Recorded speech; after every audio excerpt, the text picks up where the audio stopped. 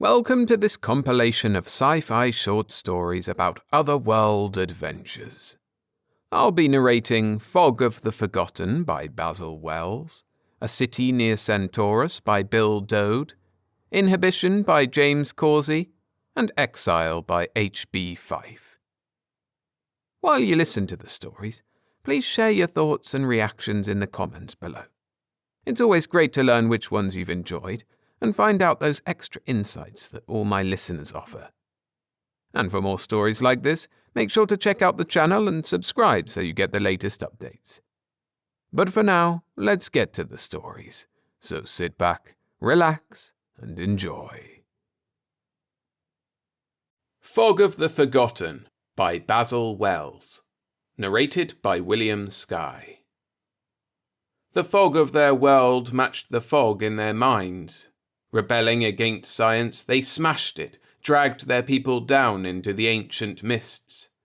But Ho-Diak wanted light. The fog sea thinned before Ho-Diak, and he could see the dank rocks of the cliffs he scaled a scant 20 feet beneath his feet. The network of blue-veined pale vines that he climbed thinned even as the air itself thinned. Far below him, in the lowlands, the mat of agan vines was 300 feet in depth in many places. Higher and higher climbed Ho-Diak, his long, pale face with its full red lips and great thick-lidded purple eyes drawn with pain. For the air of the uplands was chill. As the fog thinned, so too dropped the temperature.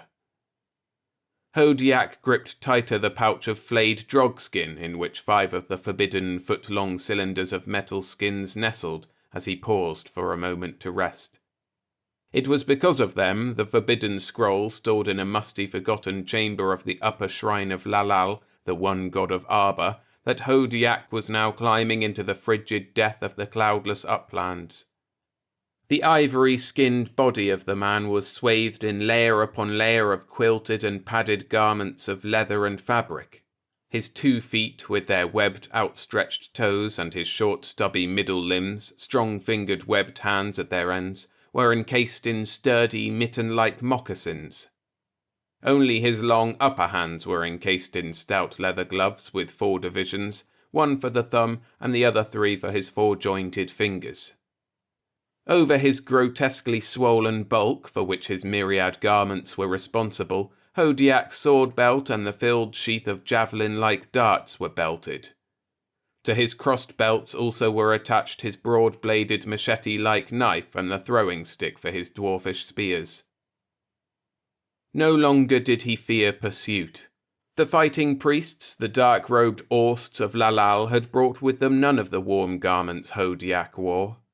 Their shouts and sacred battle cries had died away on the slopes a mile or more beneath where he now perched. For the moment, he was safe from their vengeance. "I will see what lies above the fog sea," said Ho-Diak to the unresponsive ladder-like network of agan he climbed. "Perhaps I can, for a few short hours, see the vast plateaus that once my people ruled." The agan made no answer, as Ho-Diak had expected it would not, but he bent his gaze more closely upon its smooth stems. A greenish tinge lay upon them, a tinge that in the lowlands only the rocks or tarnished metals bore.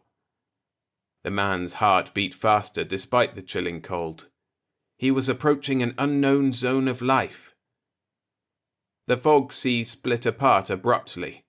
His broad shoulders and then his thickly padded middle came above the last remnants of the mist. And he sensed a warmth that came from above, not a pleasant warmth, but a strangely stinging heat. He turned his hooded eyes skyward, and pain filled his brain at the glaring redness of the lights that blazed there. 3 suns, 1 huge primary and its offspring, that hung in the cloud-banked blue heavens overhead. Darkness dwindled into greyness, and he could see. He was looking out across a level, rolling expanse of fleecy nothingness. A soft sea of foggy mystery from which vagrant hills of vapour drifted upward lightly and settled back again. Down beneath that impenetrable damp blanket, he knew, lay the pleasant stone buildings and palaces of his people, and further away out there rolled the glooming, steaming sea of Thol, where men fished and hunted for the mighty aquatic monsters of the deeps. It was as though his homeland had never been, and he was a castaway here on this sun-drenched, vine-covered slope, with the blood chilling in his muscular, squat body. He shivered. He looked upward, and his heart hammered new warmth into his muscles as he saw that the rim of the mighty wall he ascended was but a score of feet above. He swung himself upward swiftly. Then he was standing upon a level expanse of grassy land beside a slow-flowing brook. The stream was clogged with aquatic, lush vegetation, and further up along it he saw moving shapes, lizard-like creatures and four-legged, graceful animals that were covered with a dusty golden fur. Beyond was a jungle of vine-linked growth, and far beyond that, a vast escarpment climbed, step upon step, upward to the white-helmeted peaks of a mountain range. It was at this moment that Hodiak became aware of the ragged roaring sound from overhead. He squinted his eyes and was careful not to look into the terrible flare of light that was the sun's. The sound increased. After a moment he saw a dark speck low down to the western horizon, a speck that grew into a long, stub-winged shape with vapour flaring like smoke from its rear. At first Hodiak thought that some living monstrous thing was diving upon him, and then he saw the fixed rigidity of the boat-like elongated craft. This was a man-made thing, a ship that rode noisily through the air even as the great canoes of the fisherfolk sailed upon the hot waves of mighty Thol. It was thus that the ancestors of his race had ridden in the long dead ages before the fog seas shrank downward from the mountains and plateaus. This was one of the machines that his embittered race had destroyed after cataclysmic disaster swept their world. He had thought that only in these precious stolen scrolls was there any record of that mighty civilization, yet here before his eyes a mighty thing of metal dropped swiftly. Then the winged thing seemed to explode and crumple as it nosed into the green expanse of tangled grasses near him. Flames licked out from the rear of the craft. 3 days had passed there upon the plateau shelf above the fog sea, and Hodiak had not returned to the welcome warmth of the lowlands of Arba. Instead, he had found a great spring of boiling water in the rocky valley not far from the crashed ship of the sky, and about this he had built a sturdy dome of clay-plastered stones. Within this comfortably damp and well-heated den, Hodiak sprawled and talked through the slitted doorway that was closed with triple hides of giant upland lizards. "I do not understand," said the lanky, sandy-haired man who sat sweating outside the steaming, mud-daubed mound, "why your people, with their marvellous control of telepathy and their one-time control over all this world, are content to live in savagery along the narrow strip of beach they now possess." Hodiak did not move his lips as he answered. Unlike the Earthman from the low, he did not need to speak aloud to transmit his thoughts. His hasty schooling of the 2 men and the girl he had rescued from the battered low had been designed to afford immediate communication. Later he would impress upon their brains the process of speechless transmission. Inventions, mechanical knowledge brought about the downfall of Arba, Glade Nelson. Lest any further destructive device do away with our last zone of livable atmosphere, all mechanical knowledge and experimentation is forbidden. The Earthman snorted. "I know that, Hodiak," he said, using his own word for the squat, ivory-skinned man.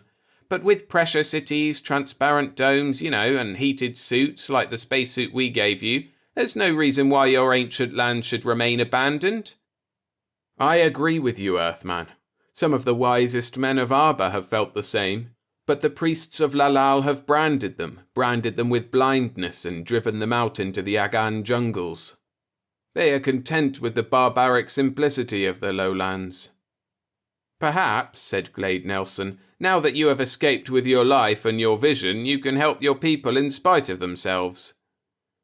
Hodiak shook his big square head. The broad curly tendrils that sprouted yellowly from his skull half covered the delicate sharp tips of his upthrust thin ears. The power of Lalal over the common people is no light thing." The thoughts of the Earthman were confused for a moment, and then Hodiak heard, through the ears of Nelson, the frantic screams of the Earth woman, the dark-haired sister of Nelson's employer, hairy, stocky Albert Gosden.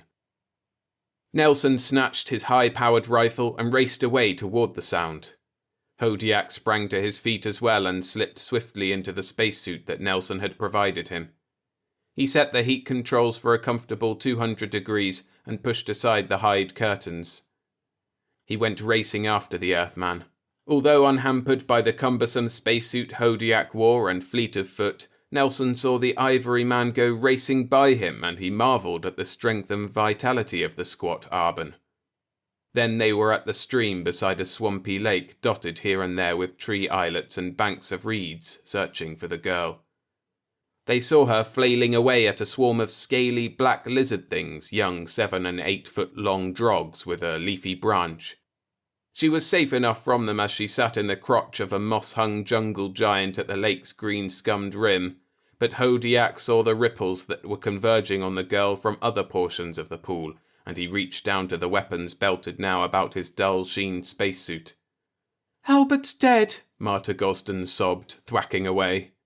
There was a bloody broken thing, or rather things, that some of the young drogs quarrelled over in the thick muddy shallows. Hodiak was busy now with his copper-tipped javelins. He was killing as swiftly as his throwing stick could contact the sturdy butts of the javelins. "Kill them," he flashed at Nelson, "for the grown monsters come." But the lanky man with only 2 arms did not heed his order. In the excitement of the moment, Nelson had reverted to the use of his ears. His mental receptive powers were as yet too untrained. Hodiak fought alone while Glade Nelson shouted to the girl to climb down a drooping limb toward him. Hodiak drove the crawling lizard beasts back until he stood beneath a tree. He held up his 2 upper arms, and the girl dropped her leafy, useless club before she slid down the loose, rough bark of the trunk. Then Hodiak turned and raced with her in his arms away from the lake. Nelson roared with sudden fear. Almost upon Hodiak's heels, a huge mouth gaped suddenly from the murky water, and then a scaly 6-legged monster came charging up over the low marshy bank. Behind the first drog came another, and then another. All of them were over 20 feet in length, and their pace was not slow. They were overhauling the burdened ivory man. Hodiak put the girl down. He gave her a push in the direction of the wrecked ship, and with the same motion turned to face the drog's gaping maw. His stout double-edged sword was in his hand. He could feel its welcome pressure through the insulated layers of siladur that sealed out the chill air of the plateau. His sword flicked up toward the eye of the huge dragon. He pressed the button that released the needle-like extension from the weapon's tip, and his prolonged weapon ripped through the huge reddish eyeball. The monster roared with rage and, whistling with its blasting breath, swung its head. Again the sword flashed, and the blinded monster dashed itself against a huge, smooth-boled tree. Its legs crumpled for a moment, and then it was up, ripping ferociously with great nails and rending jaws at the unresisting wood. By now, Nelson had taken a hand. His rocket projectiles were shattering the armor-plated drogs. They were down upon the swampy turf, their mighty bulks crimsoned and torn, and yet they hissed and growled while their dead limbs shredded the dank black muck. The Earthman turned his weapon upon the unseeing lizard thing and blew its head from its ugly scaly neck. Even then the legs continued to strip bark from the great tree, nor did the great body collapse for several long minutes. Hodiak cleaned his sword tip and pressed it back upon the spring at its base. Then he went to Nelson and the girl. She had come back when she saw the drogs were down. Nelson was holding the girls in his arms, talking softly to her. He could see in their unguarded minds that they loved one another. So it was that he turned abruptly away and went back to his comfortable steam-heated igloo of stones. Memories of Mian Ith, she of the rioting pinkish-brown tendrils and the full-breasted, slim young body, came to him. Memory of the Earthman's words came to him, and his full lips smiled. Yes, he could rebel and lead others. Tomorrow, he told himself, I will go again to the place of Lalal. There I will find others of the precious scrolls of the ancients, and when I return, I will bring with me Mian-Ith. With the knowledge of the Earthman coupled with his own, he might indeed restore to his people the empire they had lost when the fog seas shrank away. Glade Nelson, the Earthman, walked as far as the rim of the lower plateau with Hodiak, and before he swung down into the foggy lake that hid the lowlands and the Sea of Thol, he told the Earthman that he might not return. "If I do not come back," he said, "there is a possibility that you can return to Earth." Nelson laughed half-heartedly. "Not in the low," he said. "Naturally," Hodiak flashed back. "But your helicopter that you plan to use for exploration on that other planet?" "Mars," supplied Nelson. "Gosden financed the trip and purchased the ship for me. I'd had experience with submarines and aircraft during the Second War, and Gosden knew me then. His sister stowed away aboard.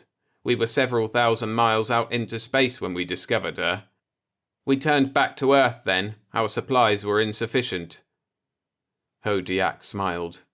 "When was it," he wanted to know, "that you realized something was so terribly wrong, that this was not your home planet?" "Almost as soon as we had sighted your world of Thrain," said Nelson. "Then we saw the 3 suns and the 2 extra planets of your system." He lighted one of his last cigarettes. "Just how did we get here?" "Probably hit a space-time material eddy. Our scientists created an artificial eddy, a sort of gateway, you might say, between parallel worlds. That's how we lost our dense protective atmospheric envelope. The vibrational gateways, in the course of many years' usage, became permanent. Our ancestors no longer could seal them shut by cutting off the power. And so our precious atmosphere drained off into a dozen parallel dimensional worlds. Fortunately, the gateways were on the upper plateaus, and so a thin envelope of denser air remains. But one of those doors leads through to Earth. Maybe several of them." Nelson gripped Hodiak's bulky shoulder.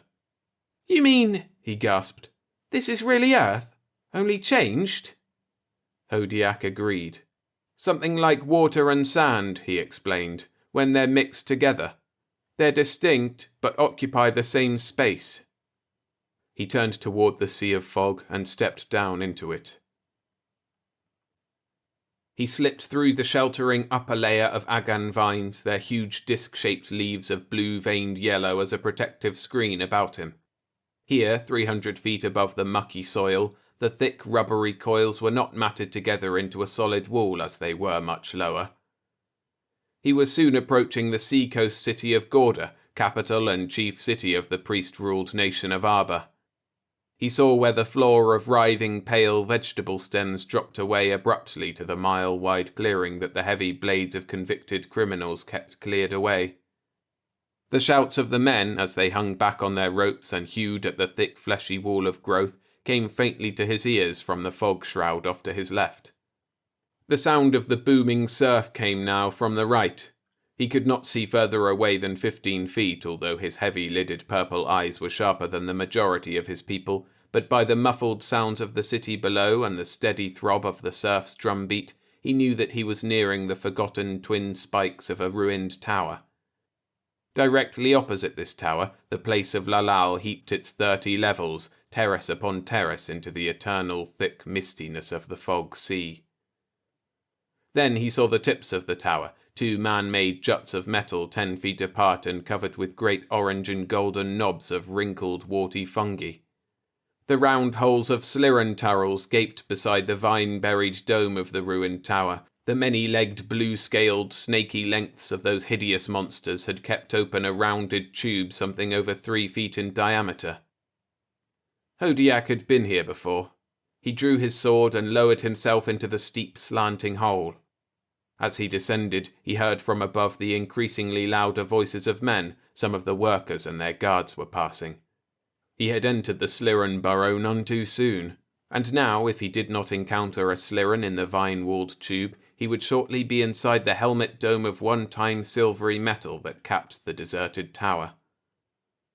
A moment later, he stepped from the tunnel into the moist, thick heat of the broken dome. The broad phosphorescent band of light that was built into the walls of all Arban architecture, waist high, was dimmed by the slime of ages. But he could see. The dome's interior was not occupied by any of the huge stubby-legged snakes. The Slirans spent most of their lives in the muddy pools and root caverns at ground level. He turned down the ramp that wound into the depths. A forgotten stone-walled passage led under the city walls into the heart of the massive stone pile that was the place of Lalal. And there, in the pleasant upper-level quarters of the One Orst, the high priest of Lalal, lived the daughter of the One Orst, Mian Ith. From his leather jerkin and his weapons some time later, Hodiak wiped the slime and encrusted mud. He was hidden in a deserted apartment upon the 14th level, the same level that housed the children and mates of the One Orst. Thus far had his dark robe, the garment of a fighting priest who now lay trussed up with his own harness on the 2nd level, brought him. Suddenly he crouched behind a massive chest of hammered silver. The apartment's oval stone door slab was swinging inward. Hodiak's sword cleared the leather of his sheath silently. He recognized the voice of the woman who entered the room, Mian Ith, and behind her came a man, a blue-robed priest, one of the seekers after wisdom pledged to the celibate life of a thinker. He wondered why the woman he adored came stealthily to this musty, empty place with this dreamy-eyed seer of the mysteries of Lalal. "My darling," cried Mian Ith, her arms going about the slight body of the thinker, "it is so long since we were together." "I feared," answered the seeker, his soft, high-pitched voice more feminine than Mian Ith's, "that Hodiak would persuade your father that you should be his mate. He, like you, wore the red robes of the priestly rulers." Mian Ith laughed. "The great muscled fool," she sneered. "He thought that I loved him. He told me of his studies in the forbidden books of the ancients. But did he reveal his twisted, unbelieving soul to me? It was a little matter to lay a trap for him, to rid myself of him forever." Hodiak felt his lips curl back from his teeth with scorn and hatred. This woman, say rather, this female Sliran. She had betrayed him to the priests of Lalal that she might be free to continue her forbidden trysts with this puny seeker. It was true. He could read the woman's unshielded mind now. He had never attempted to do so heretofore. 2 slashes of his keen-edged bronze sword and he would be avenged. And yet Hodiak shook his head even as the thought came to him. He was well rid of the false-tongued Mian Ith and the dreamy-eyed seeker he despised. Better had Mian Ith chosen a stalwart black-robed warrior or yellow-robed toiler for her lover. The man and the woman moved into the other room, their forearms interlocked and their soft head tendrils mingled in that half-embrace. And Hodiak slipped from the outer door into the corridor beyond. A half-ruined ramp within the walls, a ramp sealed off ages past and revealed to the boy Hodiak by a dislodged block of masonry, opened off the ramp a level above. In this way had Hodiak climbed in the bygone years to the upper shrine of Lalal and taken from the thousands of inscribed metal scrolls those he wished to study. He would go to the upper shrine, fill his pouch with other slim metal skin records of the past, and take as well certain small mysterious objects sealed in crystalline spheres. The Earthman might know their purpose. And so Hodiak ascended the ramp and squeezed through the shadowed opening so familiar to him. Later, Hodiak turned for a last look about the upper shrine. He saw crystal-walled cases and unrusting metal devices of the ancients. Here was static knowledge and machinery that might make Arba the mightiest nation upon the shores of the Sea of Thol. He touched lightly the pouch where 9 more of the precious metal scrolls nested. Perhaps after all these centuries the wisdom of the forgotten ages would come to life between his 4 hands' clumsy touch. It was then that the javelins came from the greyness of the shrine's further corners. The One Orst had laid a trap here for Hodiak, that profaner of the sacred place, should he ever return. 1 javelin pierced his side, and another passed completely through the upper muscles of his left middle arm. A 3rd keen-tipped miniature spear struck the handle of his sword, and its copper point blunted harmlessly. From the grey twilight that was all the day men knew beneath the fog sea, there poured a dozen black-robed fighting men. Swords they carried, some of them 2 and 3, and many of them bore the barbed nooses of woven droghide with which they bound prisoners before they were driven, blinded, from Gorda. Hodiak rushed through the panel of stone into the ancient sealed rampway. He paused long enough here to tear the javelin from his side and was relieved to find that it had ploughed shallowly across his ribs. Then he raced down the dimly lighted narrow way. This time he did not attempt to use the opening on the 15th level. The corridors of the place of Lalal would be swarming with black-robed warrior priests and poorly armed yellow-robed toilers. Instead, he raced on down the ramp into the dank stench of the lower levels, for the unused ramp led into the same great underground storage cave that he had entered from the rocky tunnel beneath the city walls. Bricked up and partially sealed was its end, and for this reason he had not ascended that way. Signs of his passing might have shown in a litter of chipped cement and displaced yellowish slime had he done so, but now he could shove the wall outward and race toward freedom. What matter now if they found a gaping hole in an apparently solid supporting pillar of masonry? He put his eye to the broken wall as he reached the great basement cave in this part of the underground citadel beneath the place. Apparently no guards had been posted here as yet. He lunged against the wall and it clattered down. Then he darted across the slippery muck and sprouting toadstool growth to the hidden entrance to the tunnel leading outside. Even then, he heard the rasp of the scaly black plates of hunting drogs, the domesticated long-limbed smaller lizards that the warriors of Arba use in hunting upon the Agan's jungle's upper terrace for the bat-winged wild lizards and white-fleshed tender legless serpents so prized on Arban tables. The black-robed ones had turned their swift drogs upon his trail.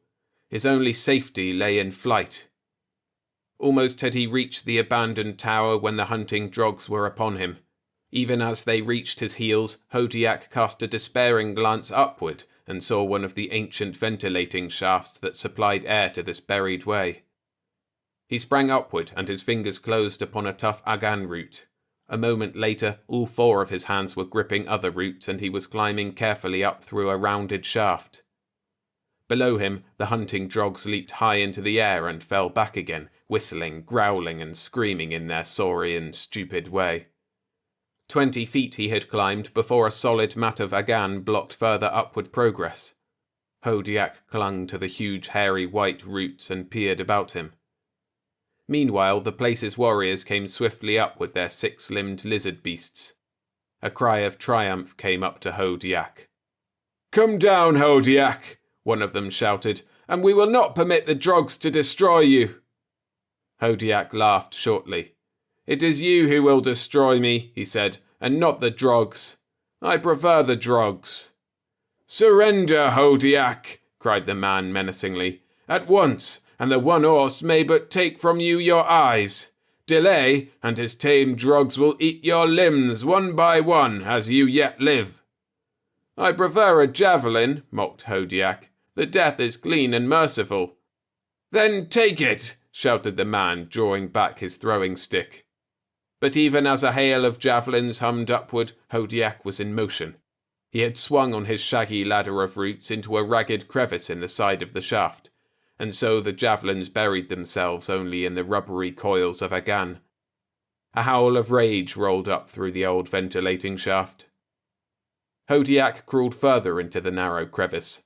At every instant he expected to find that the probing roots or stems of the fleshy Agan had closed this last hope of escape, but as time passed and the way widened, he began to hope. Other tunnels branched off from time to time, and he crawled through tepid pools of foul water in which he sensed the wriggling of hideous alien things with scaly finned limbs and tails. The blackness was total. He groped onward.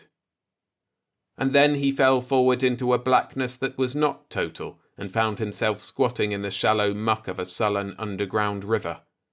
Or perhaps that lightless roof overhead was but the matted stems and roots of the sunless vines of the fog seas. He saw a faint luminous glow that came from the river. Thousands of tiny light-producing aquatic plant animals swarmed in the depths.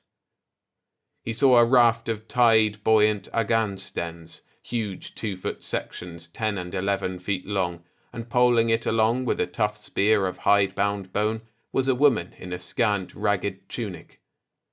At the same instant she saw him. "In Lalal's name," she demanded, "why do you sit in the water so? Are not there few enough warriors in the 2 caves of the outcasts without offering yourself thus freely to the water slirrans?" Hodiak realized that this was one of the blinded outcasts turned out to die in the jungles because they dared question the rule of the one Orst and his priestly underlings. "I am Hodiak," he said, "who is hunted by the black-robed ones, the Orsts." "We have heard of you, Hodiak," the blind girl said, "and we welcome you to the poor sanctuary of our caves." She poled the raft nearer. "I am San Vod, daughter of Dravod." "Dravod is your father?" cried Hodiak. "I have heard of him. He built a machine powered by the sap of Prastagan for his boat." "Aye," agreed the girl, "and his reward was blindness. Of the 300 outcasts in our rocky caves, 100 are sightless." "You can see!" Hodiak burst out. He was looking into the beautiful, slim face of the girl. She was more beautiful than Mian Ith had ever been. From that moment, Hodiak forgot the faithless one Orst's daughter. "Of course," agreed the girl, laughing. "I was born after my father was taken into the hidden village of the outcasts."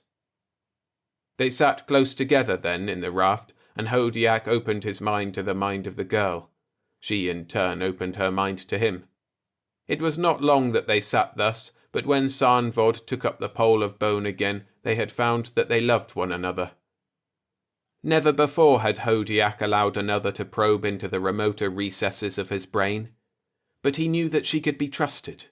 Her childlike acceptance of him, even before he opened his thoughts to her, convinced him of that. "I will go with you to the camp of the Earthman," she told Hodiak softly, as they neared the upreared hillock of soft grey rock from which their 2 cave homes had been laboriously scraped. "It is good," agreed Hodiak. "And later, when we have found a secure place, I will come back for your people. The outcasts will be the first to share with us the wisdom of the ancients." San Vod flashed him a quick mental caress as the raft grounded in the shelter of an overhanging ledge. He stepped to take her in his arms and halted as a giant of a man groped toward them. Where his eyes had been, there were now but empty sockets. "My father," said the girl, "Dra Vod." "And my father as well," said Hodiak, leaping to the blind man's side, and his 2 middle arms locked with the elbows of Dravod's short middle arms. Dravod's own powerful webbed fingers gripped Hodiak's elbows in return as their minds interlocked in greeting for a brief moment. So it was that 2 days later, Hodiak and his mate San climbed the chill slopes above the lowlands and came to the highlands. With them came 2 of the outcasts, young hunters who wished to see the world above the fog sea. Hodiak wore the spacesuit that he had cached far below in a rocky cliff's creviced wall, and San and the 2 outcasts wore as many and more garments than Hodiak had worn long days before. As they came through the last shreds of the watery vapour that flooded the bowl of the Sea of Thol, one of the young outcast warriors was in the lead. Suddenly he uttered a short, choked cry and fell, toppling back into the mist, and the rocks around them rattled with copper-tipped javelins. "Quick!" shouted Hodiak. "It is the black-robed ones, the priests! They have been lying in wait for us!" Back into the welcome protection of the fog sea the outcasts plunged, but now there were only 3 of them. For one thing was Hodiak grateful: the thinning network of Agan afforded no safe footing for the hunting drogs. "We die?" questioned San quietly, and Hodiak laughed back at her. They were resting for a moment, listening. "Not so long as my sword arms last," he said, "and of arms I have 4. "But they will follow us along the rim," objected San. "When we climb upward again they will see us." "They are cold and hungry," Hodiak told her, "and there are none too many of them. If we can reach the plateau safely, we can fight them off until we reach the rocket ship of the Earthman." "We will be safe with the rocket rifle of Nelson to protect us," agreed San. Hodiak started along the thick stalks of Agan again, his arms gripping the interlacing of rubbery greenish stems on his right. and behind him came San and the young outcast. By nightfall, they had moved a matter of 2 miles further along the left wall of the barrier cliffs. The lone moon of Thrain had not as yet lifted above the horizon, and so they climbed silently upward into an almost complete darkness. Out of the fog sea they made their way, and safely into the dense jungle growth spreading at this point. San was chilled to the bone, and the young warrior's thick lips were blue with cold. The temperature of the lower plateau had dropped to almost 100 degrees with the coming of dusk, 90 degrees below that of the lowlands. And so Hodiak followed a small stream, warmer than the usual upland streams, up to a rocky bluff where steaming water rolled white vapour into the growing moonlight of the jungle clearing. By some good fortune, the hot spring gushed up in the heart of a small cavern, and the 2 outcasts were not forced to lie in the almost boiling water. With morning, they marched eastward to the jungle meadow where the spaceship's shattered bulk lay. The spaceship was empty. Hodiak saw that the helicopter was gone from the cargo hold, and with it many supplies. Nelson and the girl had thought he was not returning, and gone in search of the ancient gateway that might pierce through to Earth. Hodiak turned his eyes toward the mud-daubed hut of stones he had abandoned. His eyes widened at the sight of steam rising from its dome. Could they be? No, it was impossible. Shattered though it was, the spaceship afforded better protection for Nelson and Marta than the igloo. Then who? Immediately Hodiak knew the answer. The black-robed Orsts had taken over the igloo, and they were not yet aware of the presence of the outcasts. He returned to the hidden outcasts, his mate and the young warrior, but with him he carried a rocket rifle that Nelson had thoughtfully left behind. "Come," he told the warrior, "we will drive the black-robed ones from our hut. With the Earthman's gun they will be helpless before us." They marched side by side, 2 warriors from the fog sea, toward the rocky dome from which the plumes of white steam jetted. At last the priest saw them and came pouring from their warm shelter. "Go back to the place of Lalal," ordered Hodiak. The black-robed, thick-padded bodies of the 7 priestly fighting men shook with laughter. These 2 outcasts ordered them to retreat. They plunged ahead. The rocket gun whirred, and an explosion ripped 2 of the priest warriors into tatters. Hodiak reloaded and fired, and a 3rd warrior dropped. And then the tiny battery that fired the rocket shell went dead. The 3rd rocket shell did not blast into the attacking men. Hodiak flung down the useless weapon and drew his sword. Javelins could not pierce his spacesuit, only a sword could crush through to his body. His other hand was busy with his throwing stick and javelins, and he cursed the 2 limbs of the Earthman that prevented his middle pair of arms from being used. 4 of the enemy faced the 2 of them at the last, and their weapons clashed together. Hodiak fought with the strength of despair and downed one of the black-robed ones, but then he was battling 3 swordsmen. The young outcast had fallen. Suddenly, a shadow fell upon the fighting men from above. An explosion sounded, and a priestly warrior fell, and then another. The sole survivor raced madly away toward the fog sea's welcome shelter, and Hodiak was glad to let him escape. He would carry the word of the terrible weapons of Earth to the watchers along the rim. The spaceship's helicopter settled slowly to the ground. Hodiak hurried toward the little ship's cabin, and at the same time he saw San come stumbling from the jungle toward them. "Nick of time," grinned Nelson, and behind him Hodiak could see Marta Gosden's startled, bloodless face. "Right you are," Hodiak assured the Earthman. "And how did the search for a gateway to Earth go?" "We're not worrying about that for the present," said Nelson. "You need us, Hodiak, and I think we need you too. We're staying here on Thrain for a long time." "I am glad," Hodiak flashed. "In centuries to come, all Thrain will bless you." "That's so much jet dust," scoffed Nelson. "But we did find a canyon several miles deep, Hodiak, a sort of fog lake where you might be able to live normally, and above it, on the second plateau, we found an ideal spot for our own home." He squeezed Marta's shoulder as she slipped past him. Then he was beside her as she greeted San. Hodiak smiled as he felt the friendly spirit that was instantly kindled between these women of 2 strange races. "She is lovely," cried Marta to Hodiak and Nelson. And so miserable. Run to the ship, Glade, and bring another spacesuit. Yes, thought Hodiak. With the knowledge of two races, his ivory-skinned race might once again spread up over the fertile, chill plateaus of Thrain. Already he loved the mighty vistas of clear air here above the fog sea.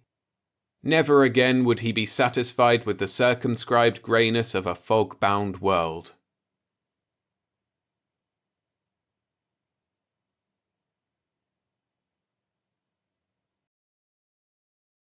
If you're enjoying the stories, I'd appreciate it if you hit the like button. Thanks. A City Near Centaurus by Bill Doede. Narrated by William Skye. The city was sacred, but not to its gods. Michelson was a god, but far from sacred. Crouched in the ancient doorway like an animal peering out from his burrow, Mr. Michelson saw the native. At first he was startled, thinking it might be someone else from the Earth settlement who had discovered the old city before him. Then he saw the glint of sun against the metallic skirt and relaxed. He chuckled to himself, wondering with amusement what a web-footed man was doing in an old dead city so far from his people. Some facts were known about the people of Alpha Centaurus too. They were not actually natives, he recalled. They were a colony from the fifth planet of the system. They were a curious people. Some were highly intelligent, though uneducated. He decided to ignore the man for the moment. He was far down the ancient street, a mere speck against the sand. There would be plenty of time to wonder about him.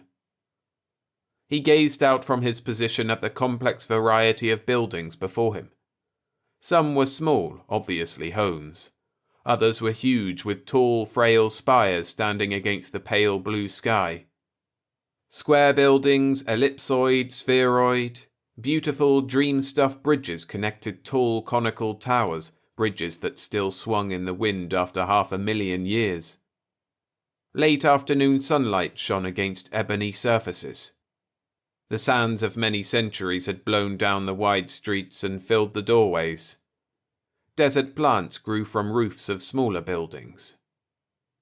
Ignoring the native, Mr. Michelson poked about among the ruins happily, exclaiming to himself about some particular artifact, marvelling at its state of preservation, holding it this way and that to catch the late afternoon sun, smiling, clucking gleefully. He crawled over the rubble through old doorways half filled with the accumulation of ages. He dug experimentally in the sand with his hands, like a dog, under a roof that had weathered 500,000 years of rain and sun. Then he crawled out again, covered with dust and cobwebs. The native stood in the street less than 100 feet away, waving his arms madly. "Mr. Earth God," he cried, "it is sacred ground where you are trespassing." The archaeologist smiled, watching the man hurry closer. He was short even for a native. Long grey hair hung to his shoulders, bobbing up and down as he walked. He wore no shoes.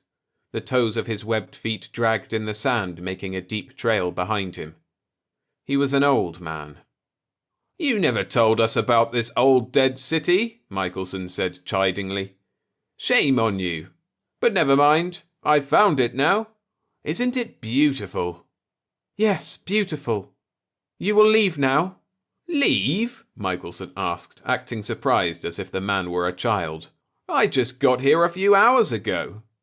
"You must go." "Why? Who are you?" "I am keeper of the city." "You?" Michelson laughed. Then, seeing how serious the native was, said, "What makes you think a dead city needs a keeper?" "The spirits may return." Michelson crawled out of the doorway and stood up. He brushed his trousers. He pointed. "See that wall? Built of some metal, I'd say, some alloy impervious to rust and wear." "The spirits are angry." "Notice the inscriptions? Wind has blown sand against them for eons, and rain and sleet. But their story is there once we decipher it." "Leave!" The native's lined, weathered old face was working around the mouth in anger. Michelson was almost sorry he had mocked him. He was deadly serious. "Look," he said, "no spirits are ever coming back here. Don't you know that? And even if they did, spirits care nothing for old cities half covered with sand and dirt." He walked away from the old man, heading for another building. The sun had already gone below the horizon, colouring the high clouds. He glanced backward. The Webfoot was following. "Mr. Earth God!" the Webfoot cried so sharply that Michelson stopped. "You must not touch, not walk upon, not handle. Your step may destroy the home of some ancient spirit. Your breath may cause one iota of change and a spirit may lose his way in the darkness. Go quickly now, or be killed." He turned and walked off, not looking back. Michelson stood in the ancient street, tall, gaunt, feet planted wide, hands in pockets, watching the Webfoot until he was out of sight beyond a huge circular building. There was a man to watch. There was one of the intelligent ones. One look into the alert old eyes had told him that. Michelson shook his head and went about satisfying his curiosity. He entered buildings without thought of roofs falling in or decayed floors dropping from under his weight. He began to collect small items, making a pile of them in the street. An ancient bowl, metal untouched by the ages. A statue of a man 1 foot high, correct to the minutest detail, showing how identical they had been to Earthmen. He found books still standing on ancient shelves, but was afraid to touch them without tools. Darkness came swiftly, and he was forced out into the street. He stood there alone, feeling the age of the place. Even the smell of age was in the air. Silver moonlight from the 2 moons filtered through clear air down upon the ruins. The city lay now in darkness, dead and still, waiting for morning so it could lie dead and still in the sun. There was no hurry to be going home, although he was alone, although this was Alpha Centaurus 2, with many unknowns, many dangers, although home was a very great distance away. There was no one back there to worry about him. His wife had died many years ago back on Earth. No children. His friends in the settlement would not look for him for another day at least. Anyway, the tiny cylinder buried in flesh behind his ear, a thing of mystery and immense power, could take him home instantly, without effort save a flicker of thought. "You did not leave as I asked you." Michelson whirled around at the sound of the native's voice. Then he relaxed. He said, "You shouldn't sneak up on a man like that." "You must leave, or I will be forced to kill you. I do not want to kill you, but if I must—" He made a clucking sound deep in the throat. "The spirits are angry." "Nonsense. Superstition. But never mind, you have been here longer than I. Tell me, what are those instruments in the rooms? It looks like a clock, but I'm certain it had some other function." "What rooms?" "Oh, come now, the small rooms back there. Look like they were bedrooms." "I do not know." The Webfoot drew closer. Michelson decided he was 60 or 70 years old at least. "You've been here a long time. You are intelligent and you must be educated the way you talk. That gadget looks like a timepiece of some sort. What is it? What does it measure?"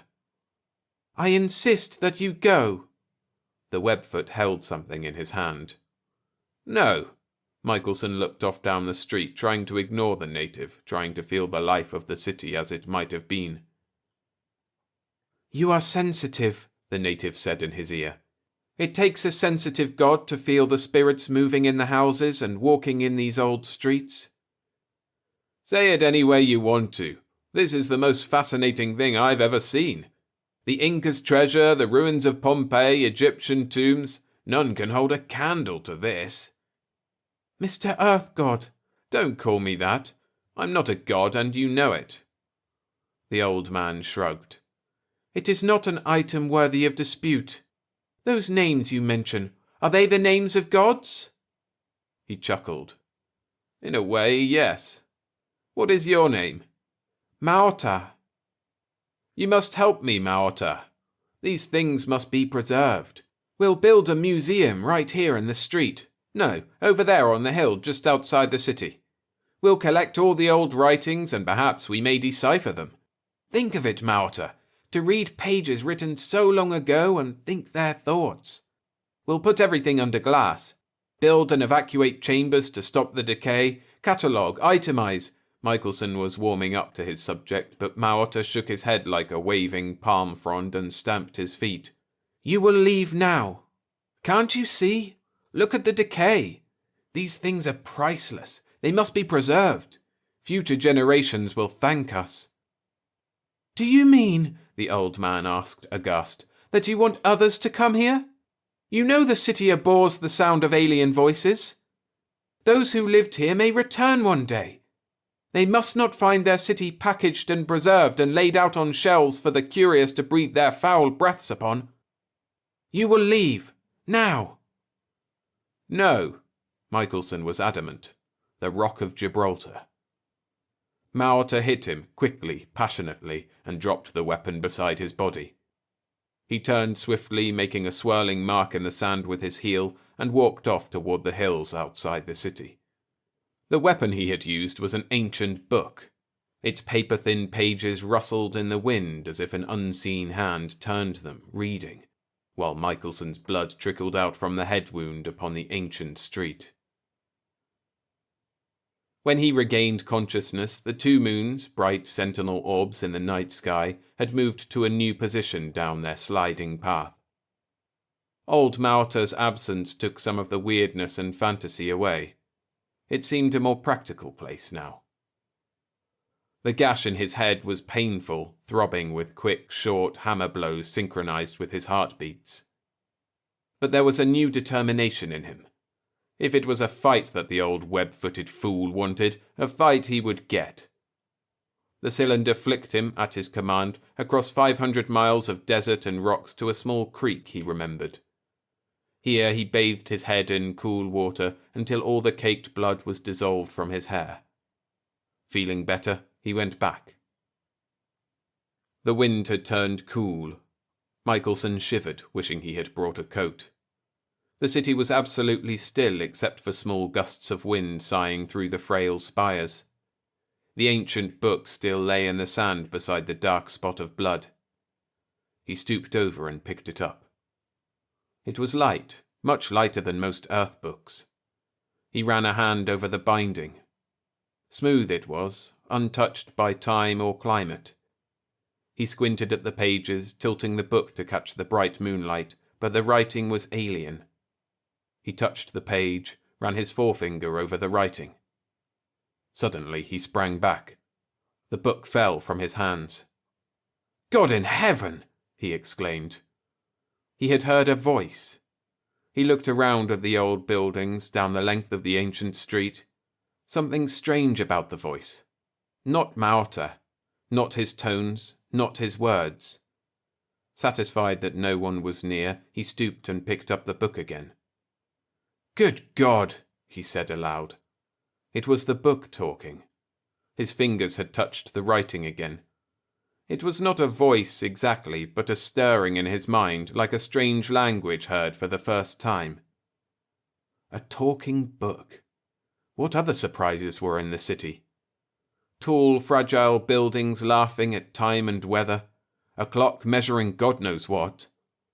If such wonders remained, what about those already destroyed? One could only guess at the machines, the gadgets, the artistry already decayed and blown away to mix forever with the sand. I must preserve it, he thought, whether Mauta likes it or not. They say these people lived 500,000 years ago. A long time. Let's see now. A man lives 100 years on the average. 5,000 lifetimes. And all you do is touch a book, and a voice jumps across all those years. He started off toward the tall building he had examined upon discovery of the city. His left eyelid began to twitch, and he laid his forefinger against the eye, pressing until it stopped. Then he stooped and entered the building. He laid the book down and tried to take the clock off the wall. It was dark in the building, and his fingers felt along the wall, looking for it. Then he touched it. His fingers moved over its smooth surface. Then, suddenly, he jerked his hand back with an exclamation of amazement. Fear ran up his spine. The clock was warm. He felt like running, like flicking back to the settlement where there were people and familiar voices, for here was a thing that should not be. 500,000 years, and here was warmth. He touched it again, curiosity overwhelming his fear. It was warm, no mistake, and there was a faint vibration, a suggestion of power. He stood there in the darkness, staring off into the darkness, trembling. Fear built up in him until it was a monstrous thing, drowning reason. He forgot the power of the cylinder behind his ear. He scrambled through the doorway. He got up and ran down the ancient sandy street until he came to the edge of the city. Here he stopped, gasping for air, feeling the pain throb in his head. Common sense said that he should go home, that nothing worthwhile could be accomplished at night, that he was tired, that he was weak from loss of blood and fright and running. But when Michelson was on the trail of important discoveries, he had no common sense. He sat down in the darkness, meaning to rest a moment. When he awoke, dawn was red against thin clouds in the east. Old Mauta stood in the street with webbed feet planted far apart in the sand, a weapon in the crook of his arm. It was a long tube affair, familiar to Michelson. Michelson asked, "Did you sleep well?" "No." "I'm sorry to hear that." "How do you feel?" "Fine, but my head aches a little." "Sorry," Mauta said. "For what?" "For hitting you. Pain is not for gods like you." Michelson relaxed somewhat. "What kind of man are you? First you try to break my skull, then you apologize." "I abhor pain. I should have killed you outright." He thought about that for a moment, eyeing the weapon. It looked in good working order. Slim and shiny and innocent, it looked like a glorified African blowgun. But he was not deceived by its appearance. It was a deadly weapon.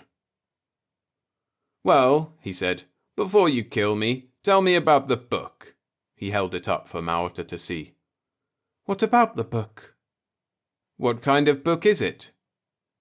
"What does Mr. Earth God mean, what kind of book? You have seen it. It is like any other book except for the material and the fact that it talks." No, I mean, what's in it?" "Poetry." "Poetry? For God's sake, why poetry? Why not mathematics or history? Why not tell how to make the metal of the book itself? Now there is a subject worthy of a book." Mauta shook his head. "One does not study a dead culture to learn how they made things, but how they thought. But we are wasting time. I must kill you now so I can get some rest." The old man raised the gun. "Wait! You forget that I also have a weapon." He pointed to the spot behind his ear where the cylinder was buried. "I can move faster than you can fire the gun." Mauta nodded. "I have heard how you travel. It does not matter. I will kill you anyway." "I suggest we negotiate." "No." "Why not?" Mauta looked off toward the hills, old eyes filmed from years of sand and wind, leather skin lined and pitted. The hills stood immobile, brown-grey, already shimmering with heat, impotent. "Why not?" Michelson repeated. "Why not what?" Mauta dragged his eyes back. "Negotiate." "No." Mauta's eyes grew hard as steel. They stood there in the sun, not 20 feet apart, hating each other. The two moons, very pale and far away on the western horizon, stared like two bottomless eyes. "All right then, at least it's a quick death. I hear that thing just disintegrates a man. Poof! And that's that." Michelson prepared himself to move if the old man's finger slid closer toward the firing stud. The old man raised the gun. "Wait." "Now what?" "At least read some of the book to me before I die, then." The gun wavered. "I am not an unreasonable man," the webfoot said. Michelson stepped forward, extending his arm with the book. No, stay where you are. Throw it. This book is priceless. You just don't go throwing such valuable items around. It won't break. Throw it. Michelson threw the book. It landed at Maota's feet, spouting sand against his leg. He shifted the weapon, picked up the book, and leafed through it, raising his head in a listening attitude, searching for a suitable passage. Michelson heard the thin, metallic pages rustle softly.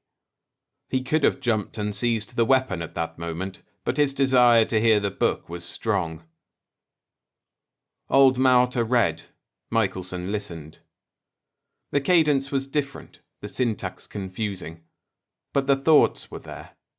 It might have been a professor back on Earth reading to his students. Keats, Shelley, Browning. These people were human, with human thoughts and aspirations. The old man stopped reading. He squatted slowly, keeping Michelson in sight, and laid the book face up in the sand. Wind moved the pages. "See," he said, "the spirits read. They must have been great readers, these people. They drink the book as if it were an elixir. See how gentle. They lap at the pages like a new kitten tasting milk." Michelson laughed. "You certainly have an imagination." "What difference does it make?" Maota cried, suddenly angry. "You want to close up all these things in boxes for a posterity who may have no slightest feeling or appreciation. I want to leave the city as it is, for spirits whose existence I cannot prove." The old man's eyes were furious now, deadly. The gun came down directly in line with the Earthman's chest. The gnarled finger moved. Michelson, using the power of the cylinder behind his ear, jumped behind the old webfoot. To Maota it seemed like he had flicked out of existence like a match blown out. The next instant Michelson spun him around and hit him. It was an inexpert fist belonging to an archaeologist, not a fighter. But Maota was an old man. He dropped in the sand, momentarily stunned. Michelson bent over to pick up the gun, and the old man, feeling it slip from his fingers, hung on and was pulled to his feet. They struggled for possession of the gun, silently gasping, kicking sand. Faces grew red. Lips drew back over Michelson's white teeth, over Maota's pink, toothless gums. The dead city's fragile spires threw impersonal shadows down where they fought. Then, quite suddenly, a finger or hand, neither knew whose finger or hand, touched the firing stud. There was a hollow, whooshing sound. Both stopped still, realizing the total destruction they might have caused. "It only hit the ground," Michelson said. A black, charred hole 2 feet in diameter, and they could not see how deep, stared at them. Maota let go and sprawled in the sand. "The book!" he cried. "The book is gone!" "No, we probably covered it with sand while we fought." Both men began scooping sand in their cupped hands, digging frantically for the book. Saliva dripped from Maota's mouth, but he didn't know or care. Finally they stopped, exhausted. They had covered a substantial area around the hole. They had covered the complete area where they had been. "We killed it," the old man moaned.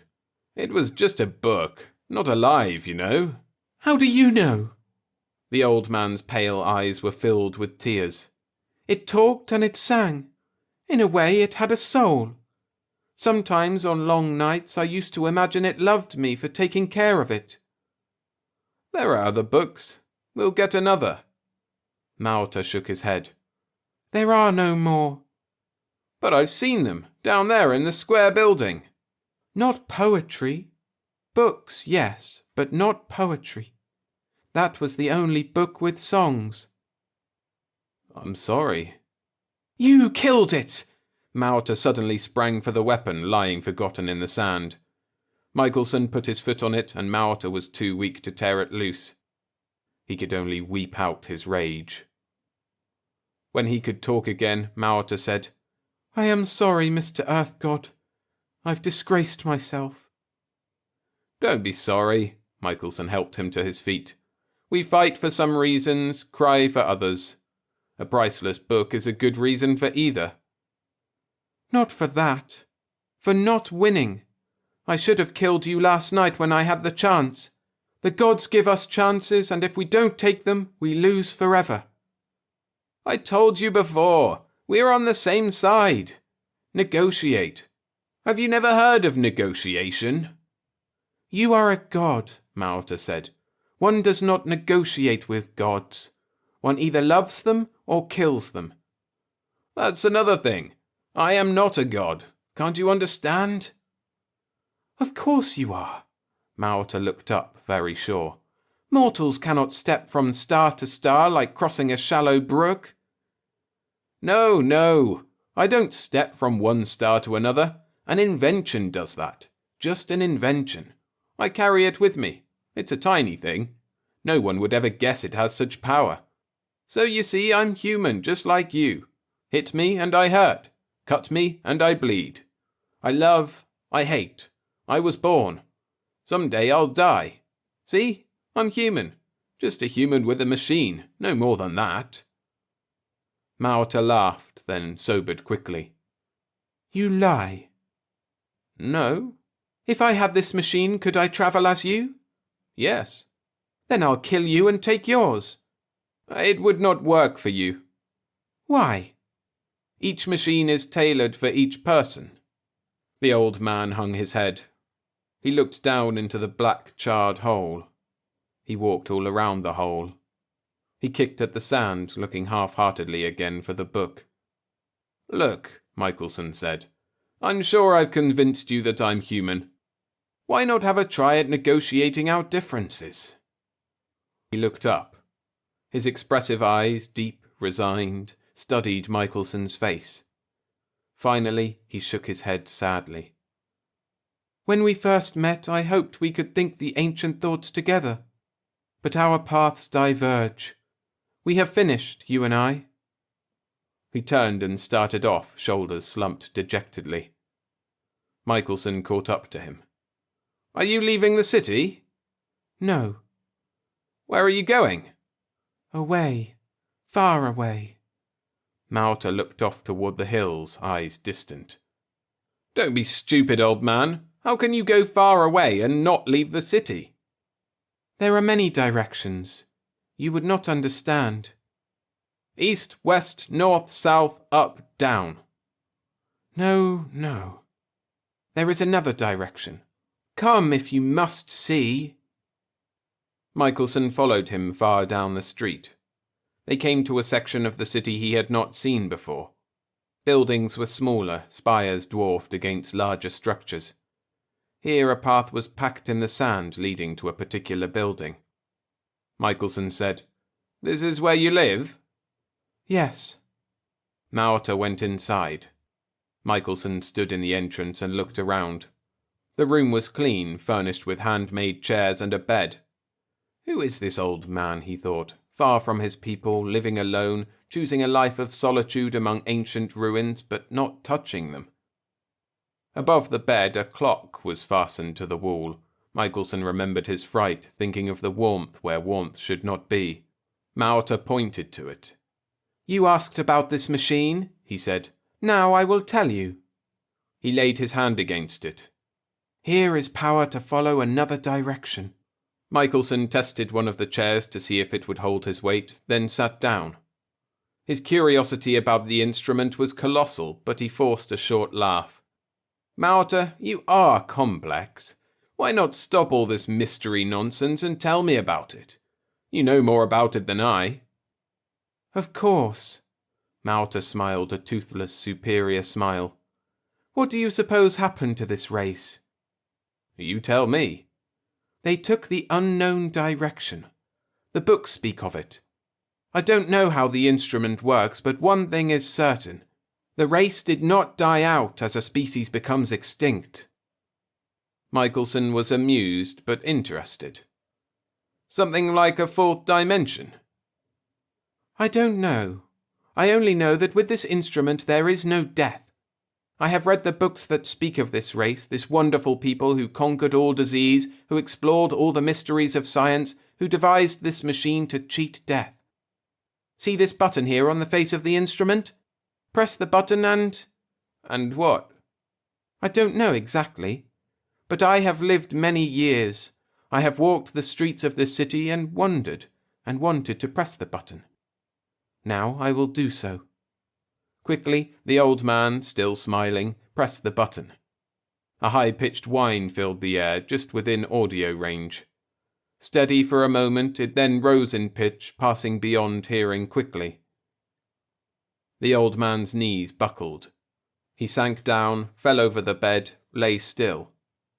Michelson touched him cautiously, then examined him more carefully. No question about it. The old man was dead. Feeling depressed and alone, Michelson found a desert knoll outside the city overlooking the tall spires that shone in the sunlight and gleamed in the moonlight. He made a stretcher, rolled the old man's body onto it, and dragged it down the long ancient street and up the knoll. Here he buried him. But it seemed a waste of time.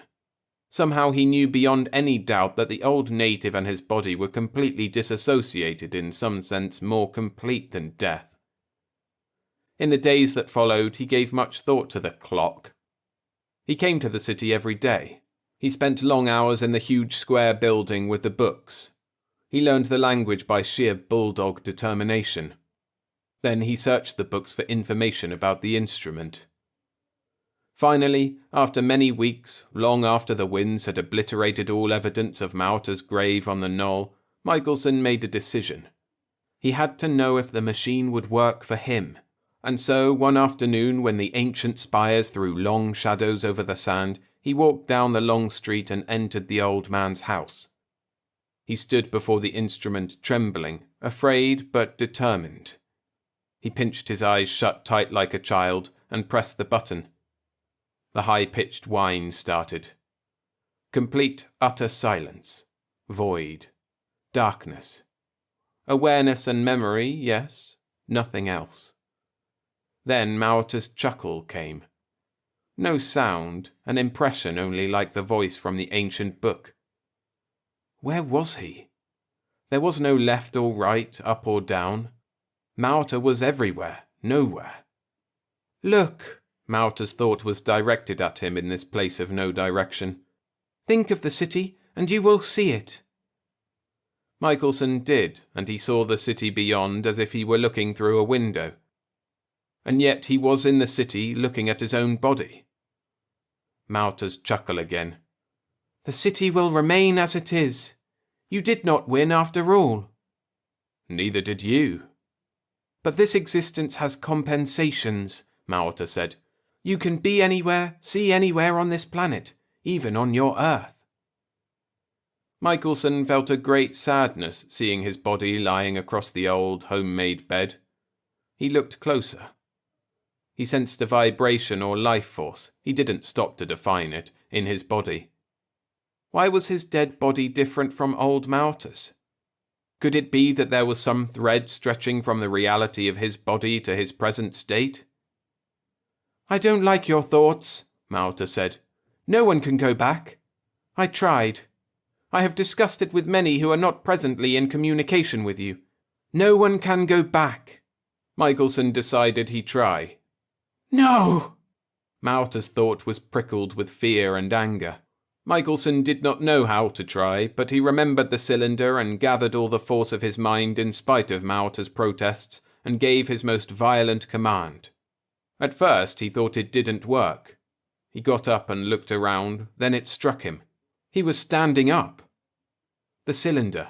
He knew it was the cylinder. That was the difference between himself and Mauta. When he used the cylinder, that was where he went, the place where Mauta was now. It was a door of some kind, leading to a path of some kind where distance was non-existent. But the clock was a mechanism to transport only the mind to that place. To be certain of it, he pressed the button again with the same result as before. He saw his own body fall down. He felt Mauta's presence. You devil!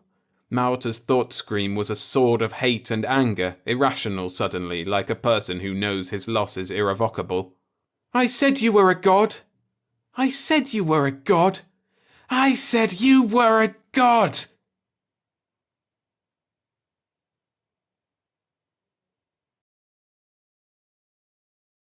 Remember to share your thoughts and reactions in the comments below. Always a pleasure to read them.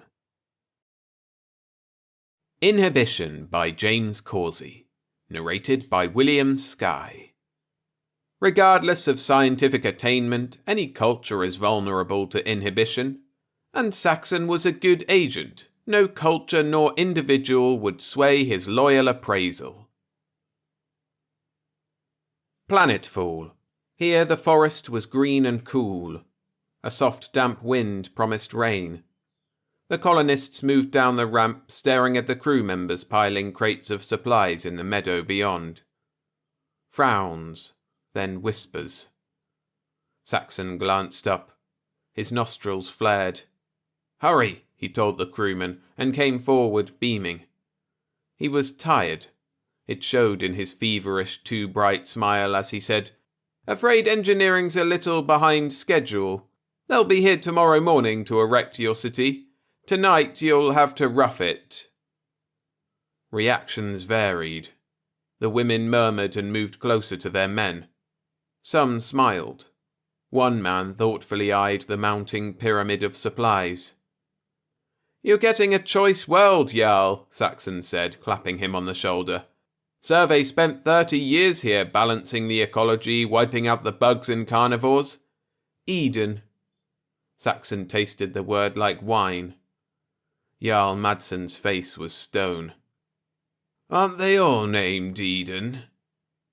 From the forest came a chittering bark like anthropomorphic laughter.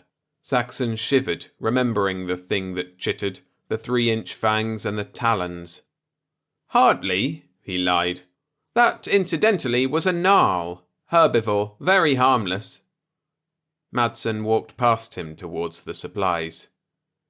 Saxon moved among the colonists, shaking hands, congratulating, speaking of green fields and good crops and a virgin planet where every man could carve an empire. These last moments were the worst, when you said goodbye knowing that 30% of them would be dead within the week. He saw Madsen opening a supply case. Damn him, just 3 more minutes. The last crew member dumped his load and hurried into the airlock. Saxon started casually after him, too late. Madsen stood there, his grin taut, nailed on. "Primitive prefab shelters," he said thickly. "Axes and seeds. The city was a lie. We're on our own, is that it? Why—" Saxon's palm flashed and Madsen fell, writhing. There were shouts, hands clawing at him as he tore free, sprinting for the ship.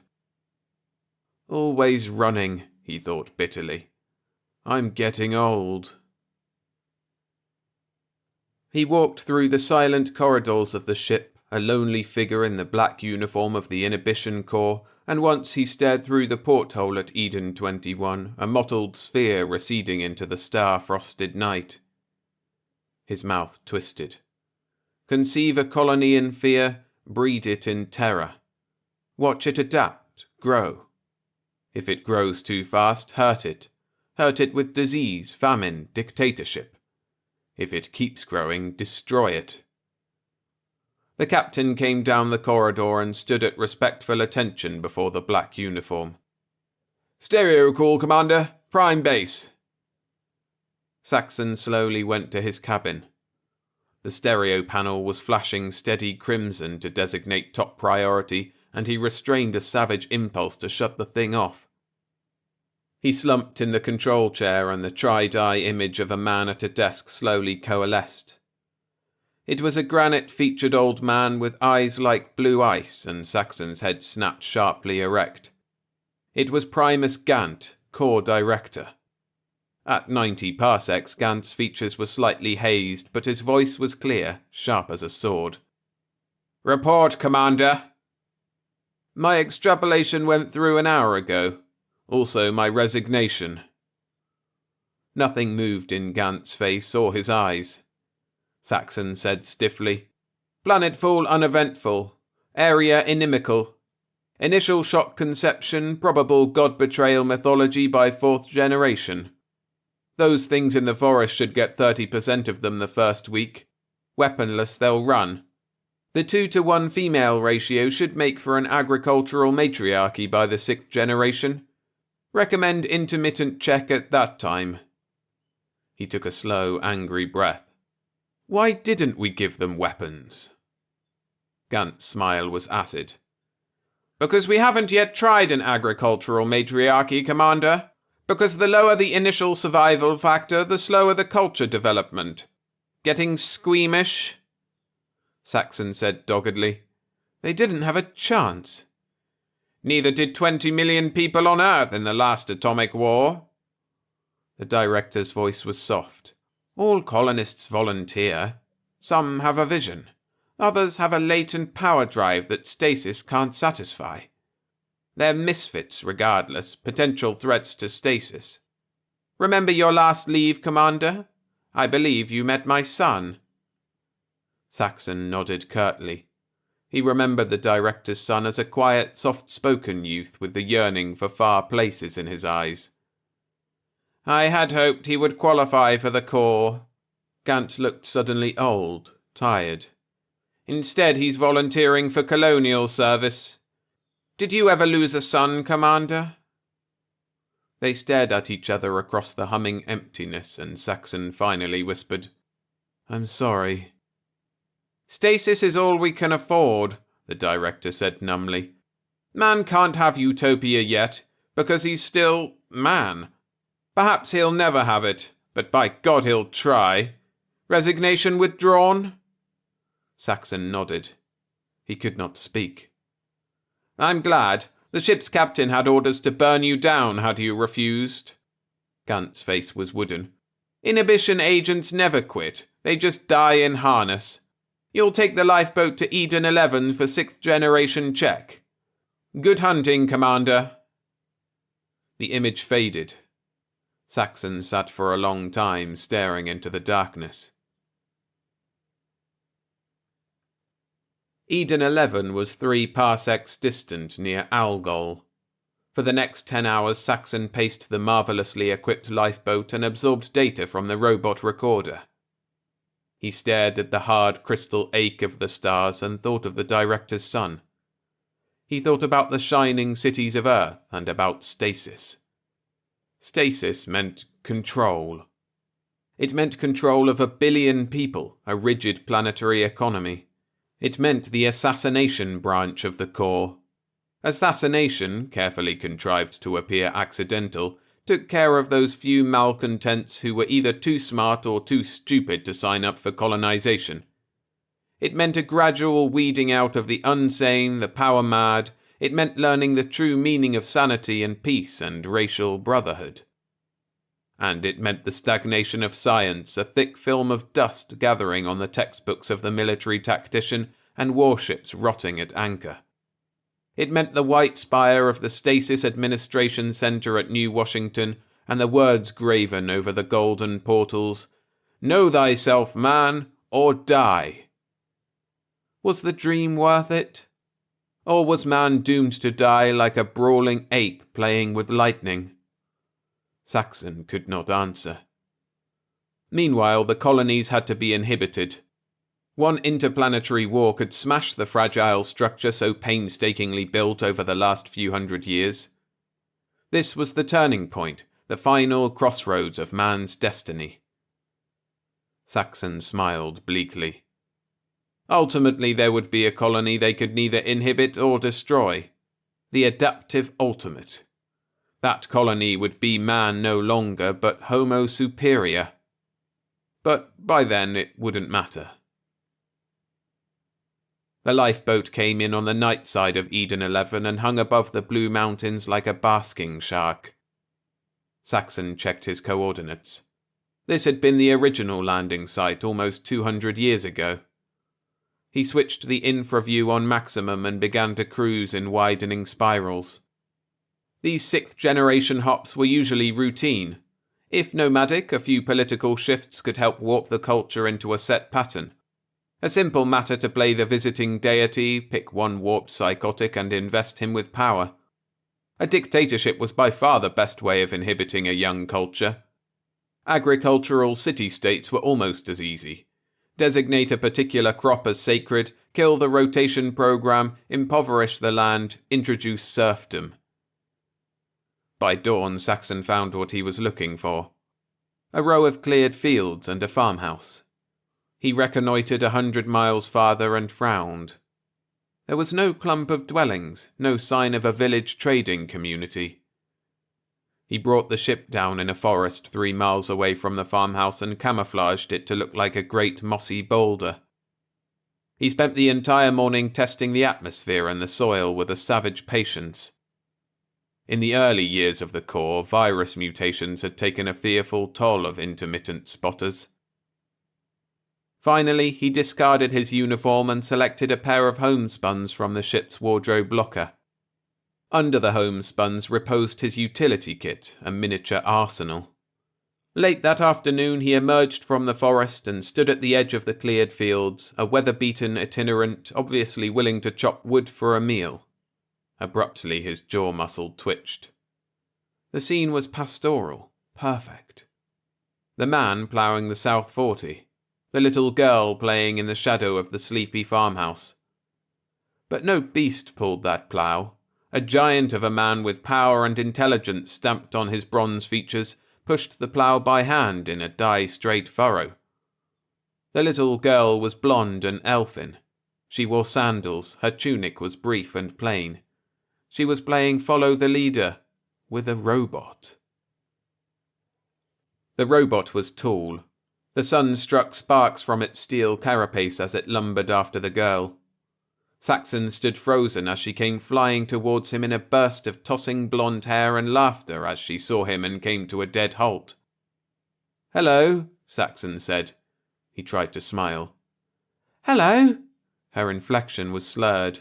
After 6 generations, naturally. Her blue eyes sparkled. "Footsore, stranger?"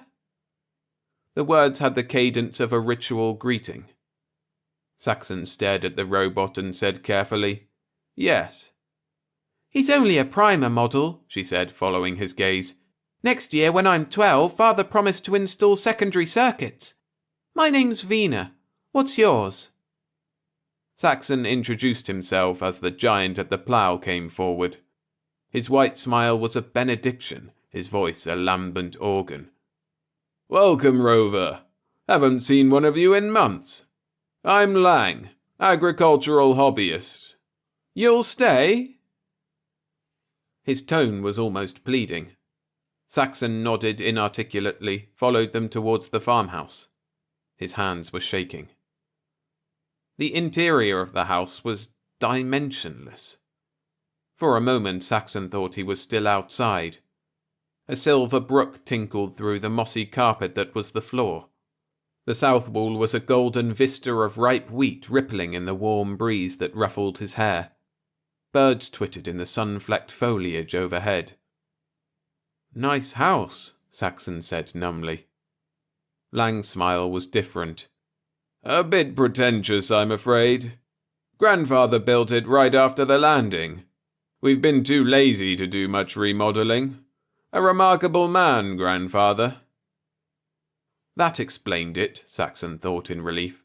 One titan in an infant colony, warping it into a utopian mould, passing on the heritage of his genius. How long, he wondered coldly, before they built starships and returned to demolish the Earth which had exiled them? "It must be wonderful to be a rover," Vina said wistfully. "Lang, can I go with him when he leaves?" "You haven't completed basic ecology. Mentor's waiting for your afternoon session." Vina pouted and went outside to her robot. Lang grinned. "The precocious brat's beginning to ask him questions he can't answer. Soon I'll have to install a few more circuits." Saxon shivered. Regardless of scientific attainment, any culture is vulnerable to inhibition. So said his agent's handbook. Later he met Vina's mother, Merle, a handsome woman with calm grey eyes who served them dinner by firelight. It was a good dinner. These colonists seemed like good people. A shame they qualified for inhibition. Gently, Saxon began to probe. In only 6 generations, the colonists had scattered throughout the entire hemisphere. Although the matrix of their culture seemed to be the individual family unit, they lived according to whim. Some lived in small communal groups, some lived alone. Some, by choice, were wanderers, rovers. They had science. Their philosophy seemed nebulous, based on a benevolent ecology, brotherhood with all living things. Saxon frowned.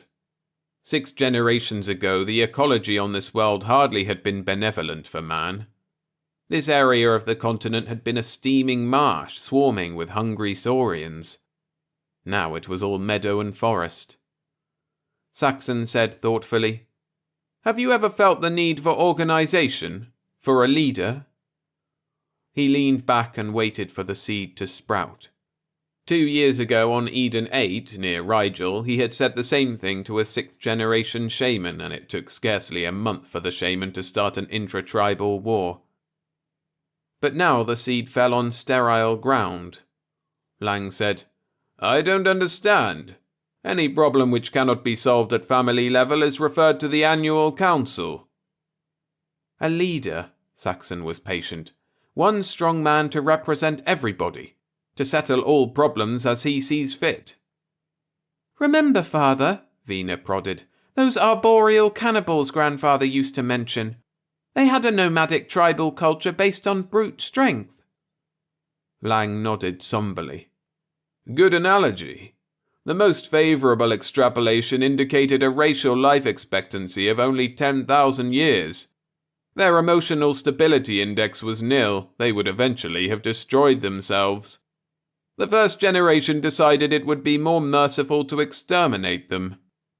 An unwise decision, I think." He launched into a spirited ethnological discussion with Vina, and Saxon sat numbly. They had no emotional insecurity to feed, no power hunger, no herd instinct to pervert, nothing to utilize as destruction potential, no cultural weakness. The room they gave him was small and comfortable. For a time he lay on the sleeping hammock considering the situation. He was beginning to like them. That in itself was dangerous. The house was very still. He got quietly out of the hammock and crept towards the door. He had to get back to the lifeboat to feed facts into the monitor. One thing disturbed him.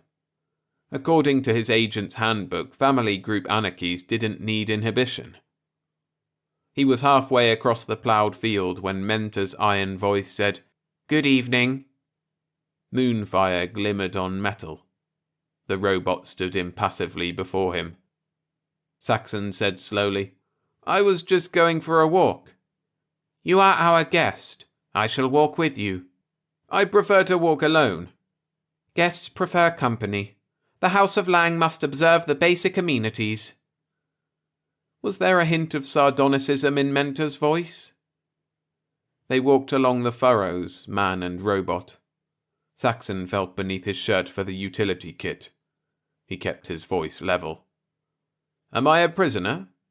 "You are a guest." "Did Vina tell you I might try to escape?" A pause while relays clicked silently. "That is classified information." Saxon's fingers were steady as they touched his tiny blaster. "Benevolent anarchy indeed." He said carefully, "Do the colonists resent their exile?" Another pause. Mentor's voice was a flat drone. "The concept is meaningless, the question invalid." Like hell it is, thought Saxon, and fired. A cold blue wash of energy illuminated the robot. For a moment Saxon was blinded. When vision returned, he saw Mentor standing immobile, unscathed. "Please go back to bed," the robot said. Saxon went back to bed. Next morning, Vina brought him breakfast. She seemed sad, withdrawn. "Lang and Merle went to visit Aunt Tarsi. She lives near the equator. They won't be back till evening." "How?" Saxon had trouble breathing. "How did they go?" "By transmitter, of course." She indicated a large shimmering platform in one corner. "Oh, I'm sorry. I forgot rovers hate the mention of any type of gadgetry." Her eyes grew impossibly earnest. But we try to achieve some kind of balance, really. Once, when I suggested that Father let Mentor help him plough the fields, he got furious. Saxon restrained wild laughter. First the robot invulnerable to atomic energy, now a matter transmitter. Yet they ploughed their own fields. Vina, he said. She looked up at him. Why did you tell Mentor to keep me here? She bowed her bright head. Her blue eyes were brimming. Why, Vina? Because I like you, she sniffled. I wanted you to stay. Abruptly, she fled from the room. He stood bleakly looking after her. After a time he went outside and struck across the field towards the forest. This time the robot did not stop him.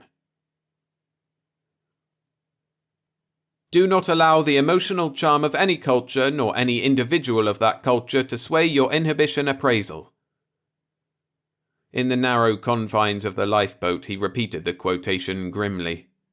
Good inhibition agents are inflexible. He was a good agent. For almost an hour he fed data into the monitor tapes. Then he touched a stud and closed his eyes, waiting for judgment.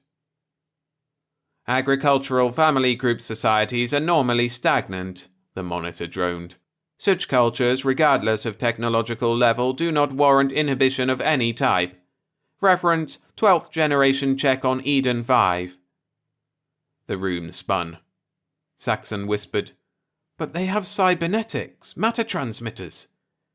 Regardless of technological level, the monitor was adamant. This was madness. Saxon wiped his forehead and said, Assuming geographical isolation, no barrier to united group action in the event of emergency. United action is incompatible with family group. Assume and advise. Relays chattered. Abruptly, the entire panel flashed crimson. The monitor spoke one word. Annihilation.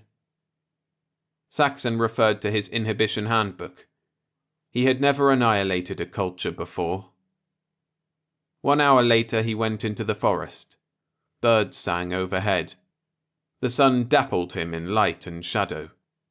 He stalked a small furry quadruped that squealed at him from a log and brought it down with his sonic pistol.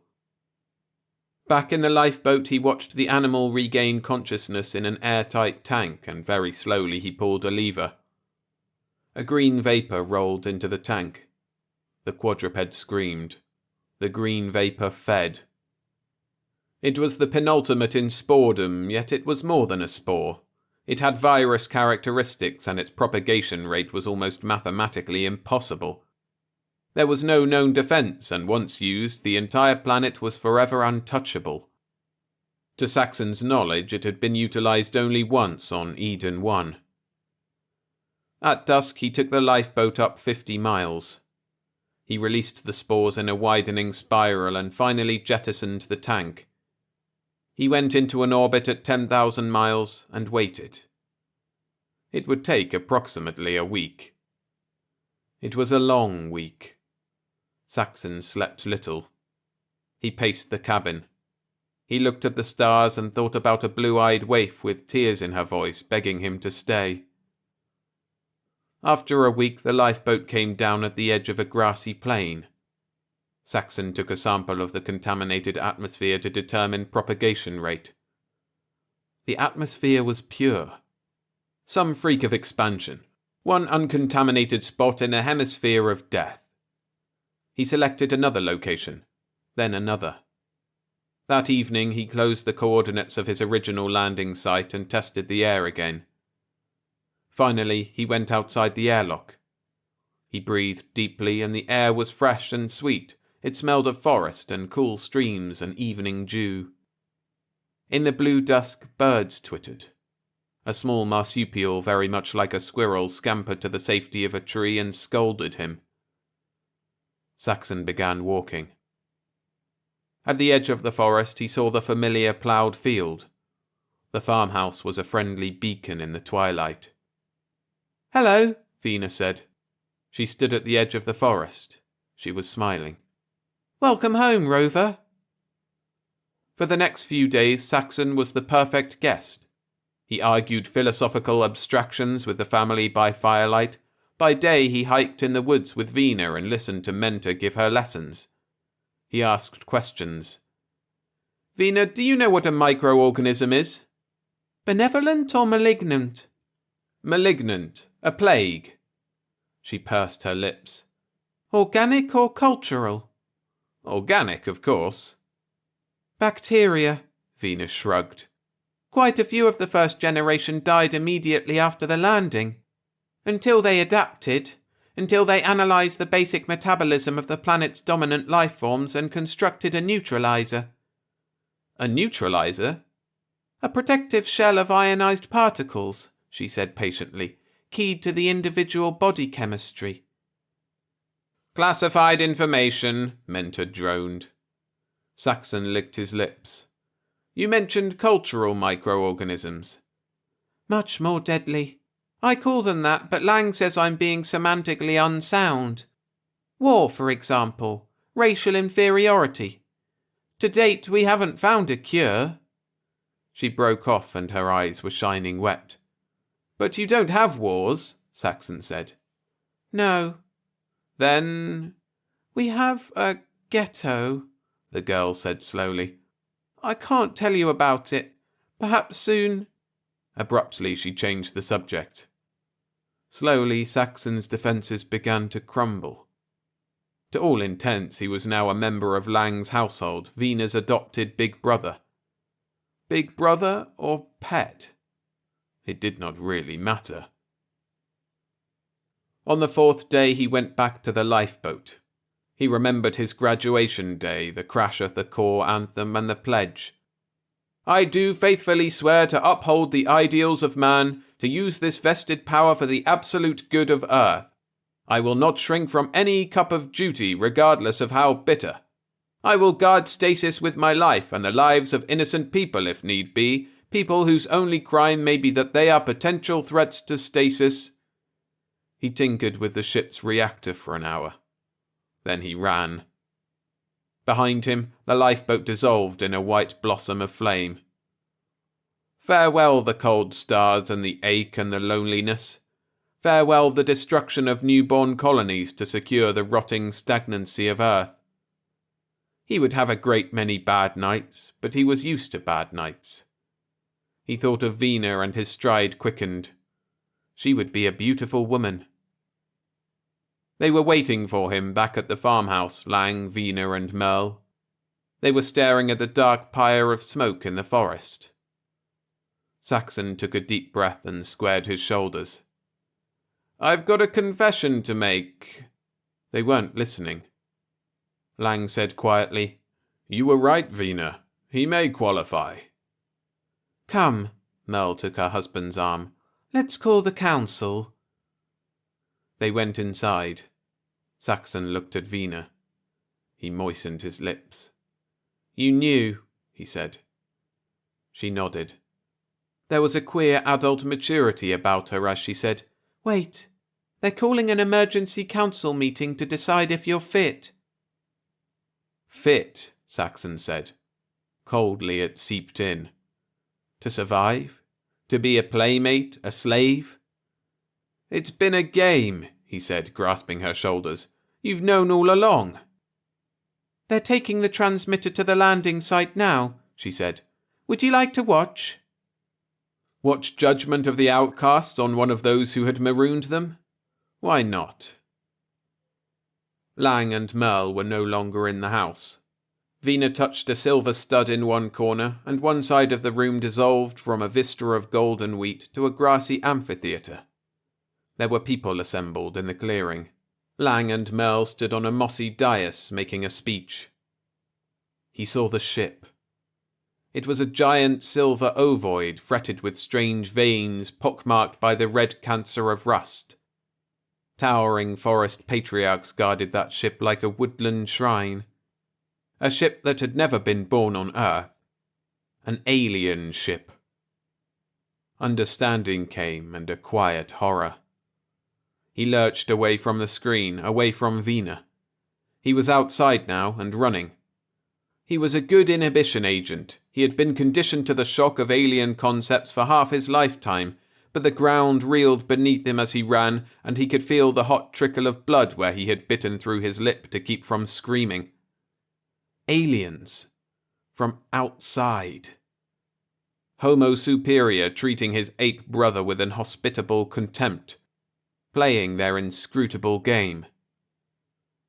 The lifeboat came down almost in front of him. It came down with a whining snarl and settled into the ploughed field. The airlock opened. Primus Gant stepped out. His blue eyes were very cold and he was smiling. "Report, Commander." Years of conditioned reflex brought him erect, made him whisper, "Mission unsuccessful." He swayed, almost fell. Gant held him. "Easy, lad. We got the blow-up a few minutes ago. It took us a while to home in on the distress transmitter in your utility kit." He chuckled at Saxon's blank stare. "Whenever an agent ship is destroyed, his utility belt automatically functions as a distress signal." Saxon shook his head painfully. "You've been waiting?" "We started 10 days ago when your monitor gave out with the annihilation alarm." He eyed Saxon keenly. "Just how bad is it?" Saxon told him. Gant's face turned a dirty white. "Aliens," he said thickly. "They probably murdered the original colony. You've come through nicely, lad. It may mean promotion." He turned into the ship. "Come on." "Wait." Saxon's voice was a dry whisper. "You're not going to—" "Demolition," Gant said. "I've got a task force up there that can crack a planet. Let's go, Commander." "I will not shrink from any cup of duty." "Please," Saxon said huskily. "I don't believe they're inimical to man. They're altruists." "So?" "They're benevolent," Saxon pleaded. "Both races can live together." "Don't be a fool," Gant grunted and turned into the airlock. Saxon leapt. One palm came down hard at the base of the director's skull. And Gant twisted. He palmed the younger man with 2 deft blows, throat and plexus. Saxon slumped, retching. Gant stood above him, his smile strained. "Amateur," he panted. "I was instructing hand tactics before you were born." He took out his blaster. "They've infected you," he said compassionately.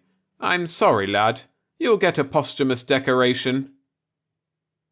The blaster came up, steadied. Then Gant stood very still, a white-haired statue. Mentor came around the ship and helped Saxon to his feet. "Destroying guests is forbidden," the robot clicked. "The concept is irrational." Later, in the shadows of the farmhouse that was not a farmhouse, Saxon watched the scout disappear into the sky. He turned towards Vina. "You're letting him go?" "Mentor treated him," she said dreamily. "He'll report that you destroyed the colony, died in the process, and this planet is unfit for further colonization. Incidentally, the council voted in the affirmative. Otherwise you'd be with Gant." Aliens playing a game with their ape brother. Recognizing him at first glance, speaking his language, making him feel wanted, at home. Why? He was afraid to ask the question. "We're on a vacation," Vina said. "We've only been here for 1 generation. We were due to return almost 30 years ago, but we found your colony." "Did you—" "Isolation," she murmured. "The ghetto. They're sick," she said. "Infected with the culture plague. We couldn't leave them and we couldn't help them." Her gaze was very steady. "Until you came." It came to him. Man clutching at the knees of gods, envying, striving futilely, finally hating. Only man can help man. "It's not fair," Saxon breathed. He took Vina by the shoulders, made her look at him. "I'm happy here. You and Lang, Merle. I'm just beginning to learn. I'd hoped that in a few years—" "We are not human," Vina said gently, "and our lifespan is 400 of your years." For the first time he noticed the faint malformation of her ears, the subtle differences in facial bone structure. He glanced past her, saw Lang and Merle waiting in the doorway. "It will mean months of study," she said. "You have so much to unlearn, to understand. They may reject you, sacrifice you. That will not matter. What does matter is your impact on their culture, what it will mean 1,000 generations hence." Diseased apes with a touch of godhood suffering from an infection that might be forever incurable. Why should he be the sacrifice? Who was he to help them? Looking at Vina, he knew the answer.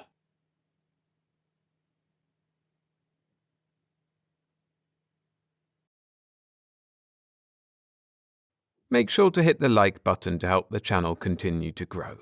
Thanks. Exile by H.B. Fyfe. Narrated by William Skye. The dome of eyes made it almost impossible for Terrans to reach the world of Tepoct. For those who did land there was no returning, only the bitterness of respect and justice. The Tepoctan student, whose blue robe, in George Kinton's opinion, clashed with the dull purple of his scales, twiddled a 3-clawed hand for attention. Kinton nodded to him from his place on the dais before the group. "Then you can give us no precise count of the stars in the galaxy, George?" Clinton smiled wryly and ran a wrinkled hand through his greying hair. In the clicking Tepoctan speech, his name came out more like Chorch. Questions like this had been put to him often during the 10 years since his rocket had hurtled through the meteorite belt and down to the surface of Tepoct, leaving him the only survivor. Barred off as they were from venturing into space, the highly civilized Tepoctans constantly displayed the curiosity of dreamers in matters related to the universe. Because of the veil of meteorites and satellite fragments whirling about their planet, their astronomers had acquired torturous skills, but only scraps of real knowledge. "As I believe I mentioned in some of my recorded lectures," Kinton answered in their language, "the number is actually as vast as it seems to those of you peering through the dome of eyes. The scientists of my race have not yet encountered any beings capable of estimating the total." He leaned back and scanned the faces of his interviewers, faces that would have been oddly humanoid were it not for the elongated snouts and pointed, sharp-toothed jaws. The average Tepoctan was slightly under Kinton's height of 5 feet 10, with a long, supple trunk. Under the robes their scholars affected, the shortness of their 2 bowed legs was not obvious, but the sight of the short, thick arms carried high before their chests still left Kinton with a feeling of misproportion. He should be used to it after 10 years, he thought, but even the reds or purples of the scales or the big teeth seemed more natural. "I sympathize with your curiosity," he added. "It is a marvel that your scientists have managed to measure the distances of so many stars." He could tell that they were pleased by his admiration, and wondered yet again why any little show of approval by him was so eagerly received.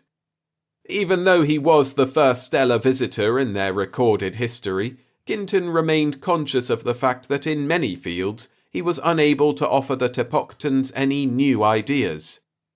In 1 or 2 ways, he believed, no Terran could teach their experts anything. "Then will you tell us, George, more about the problems of your first space explorers?" came another question. Before Kinton had formed his answer, the golden curtains at the rear of the austerely simple chamber parted. Claft, the Tepoctan serving the current year as Clinton's chief aide, hurried toward the dais. The 20-odd members of the group fell silent on their polished stone benches, turning their pointed visages to follow Claft's progress. The aide reached Kinton and bent to hiss and cluck into the latter's ear in what he presumably considered an undertone.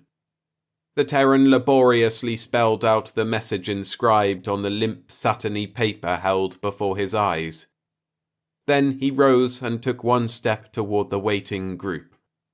"I regret I shall have to conclude this discussion," he announced.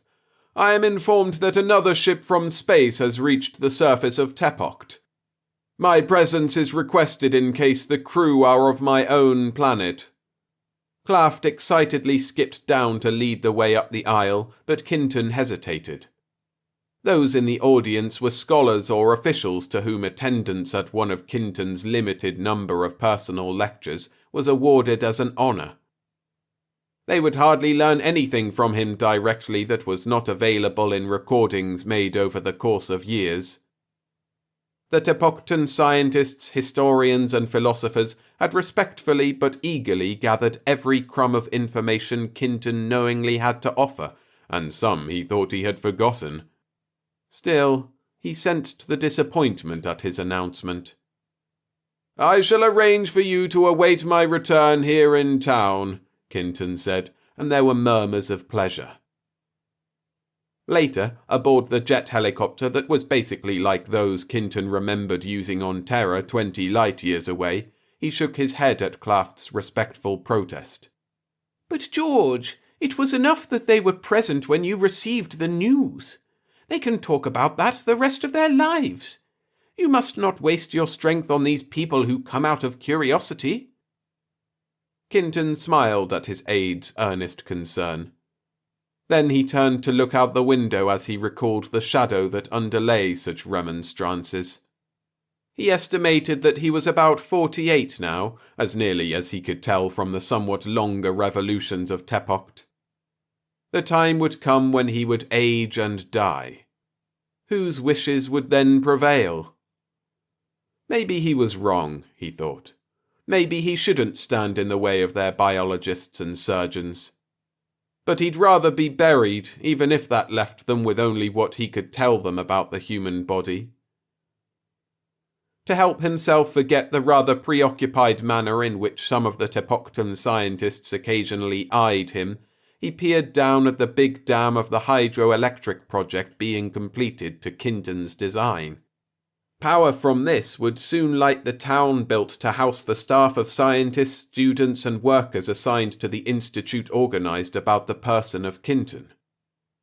Now, there was an example of their willingness to repay him for whatever help he had been, he reflected. They hadn't needed that for themselves. In some ways, compared to those of Terra, the industries of Tepoct were underdeveloped. In the first place, the population was smaller and had different standards of luxury. In the second, a certain lack of drive resulted from the inability to break out into interplanetary space. Kinton had been inexplicably lucky to have reached the service, even in a battered hulk. The shell of meteorites was at least 100 miles thick and constantly shifting. "We do not know if they have always been meteorites," the Tepoctans had told Kinton, "or whether part of them come from a destroyed satellite, but our observers have proved mathematically that no direct path through them may be predicted more than a very short while in advance." Kinton turned away from the window as he caught the glint of Tepoct's sun upon the hull of the spaceship they had also built for him. Perhaps... would it be fair to encourage the newcomer to attempt the barrier? For 10 years, Kinton had failed to work up any strong desire to try it. The Tepoctans called the ever-shifting lights the Dome of Eyes, after a myth in which each tiny satellite bright enough to be visible was supposed to watch over a single individual on the surface. Like their brothers on Terra, the native astronomers could trace their science back to a form of astrology, and Kinton often told them jokingly that he felt no urge to risk a physical encounter with his own personal eye. The helicopter started to descend, and Kinton remembered that the city named in his message was only about 20 miles from his home. The brief twilight of Tepoct was passing by the time he set foot on the landing field, and he paused to look up.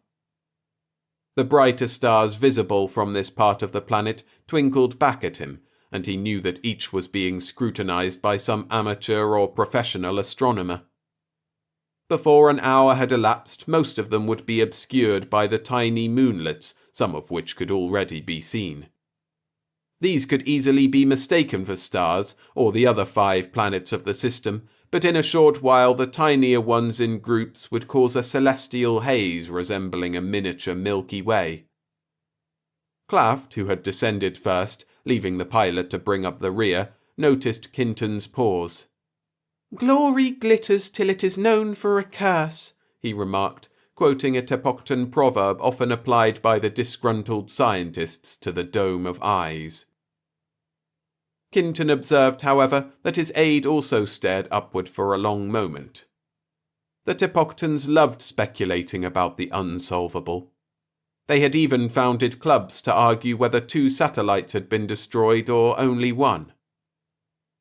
Half a dozen officials hastened up to escort the party to the vehicle awaiting Kinton. Claft succeeded in quieting the lesser members of the delegation so that Kinton was able to learn a few facts about the new arrival. The crash had been several hundred miles away, but someone had thought of the hospital in this city, which was known to have a doctor rating as an expert in human physiology. The survivor, only one occupant of the wreck, alive or dead, had been discovered, had accordingly been flown here.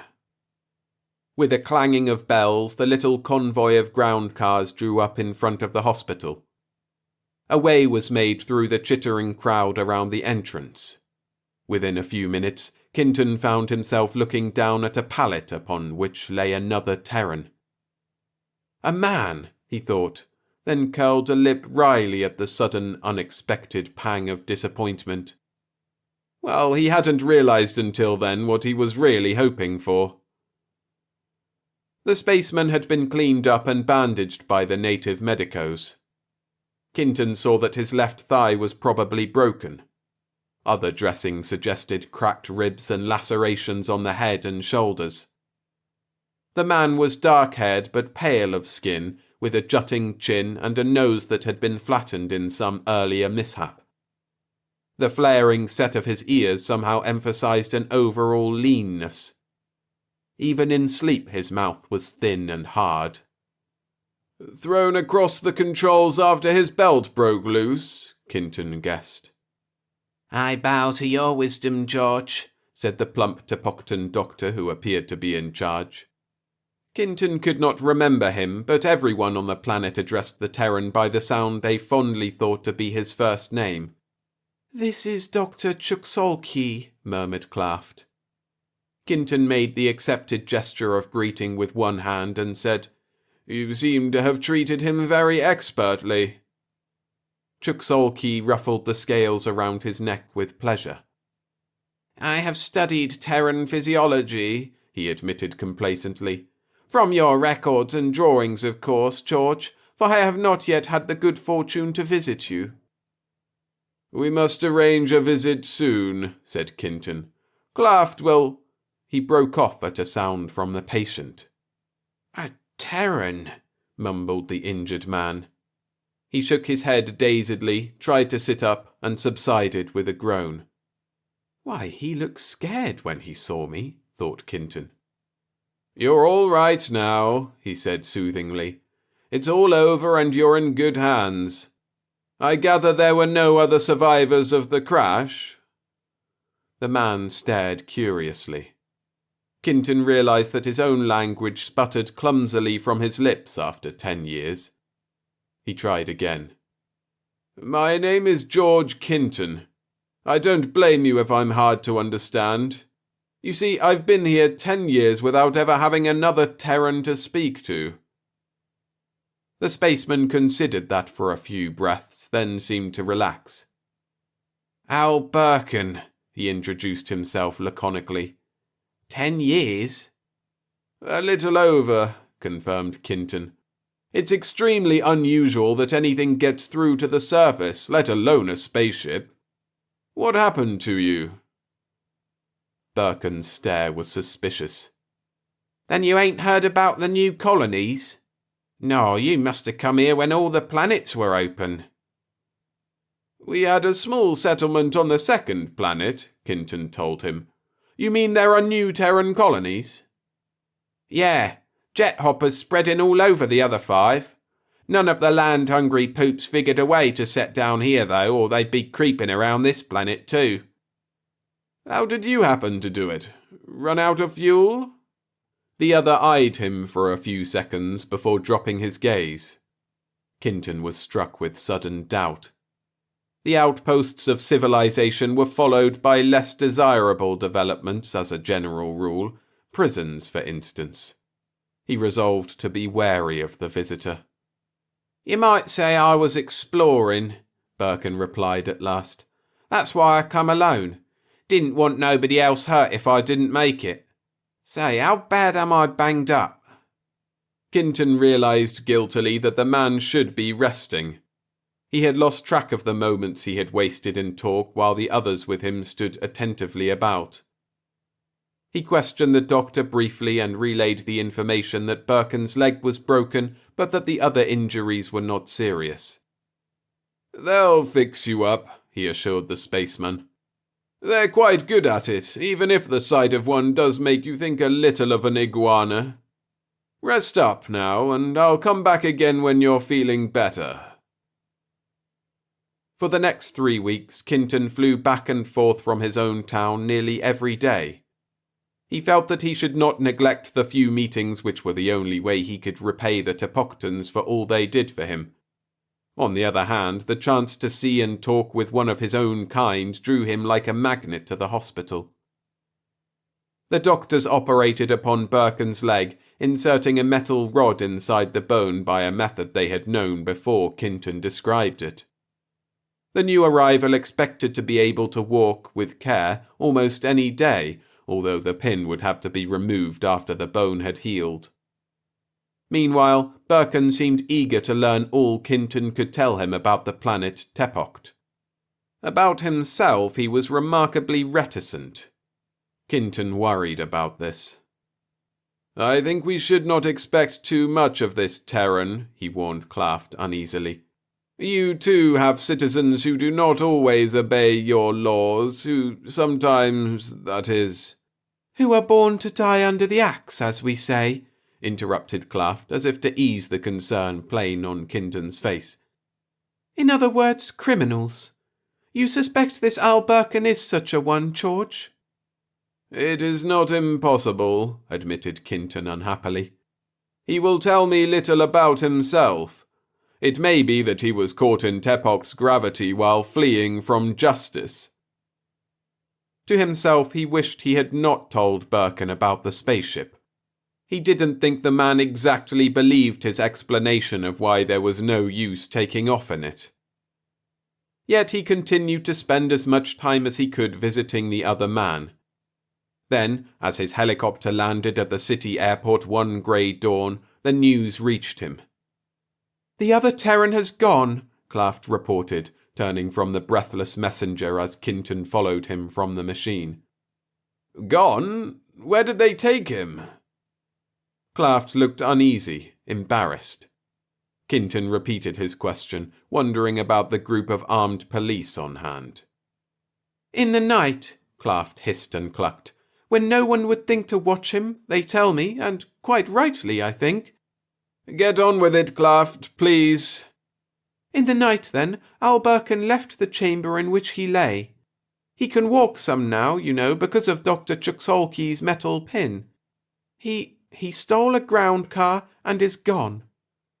"He did?" Kinton had an empty feeling in the pit of his stomach. "Is it known where he went? I mean, he has been curious to see some of Tepoct, perhaps—" He stopped, his own words braying in his ears. Klaft was clicking two claws together, a sign of emphatic disagreement.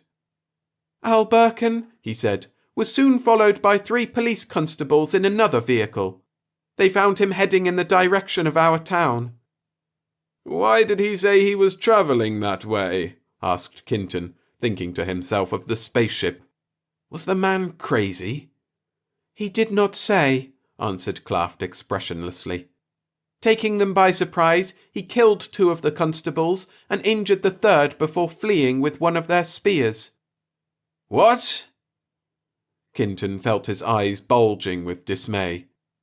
"Yes, for they carried only the short spears of their authority, not expecting to need fire weapons."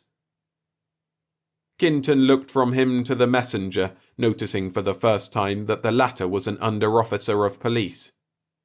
He shook his head distractedly. It appeared that his suspicions concerning Birkin had been only too accurate.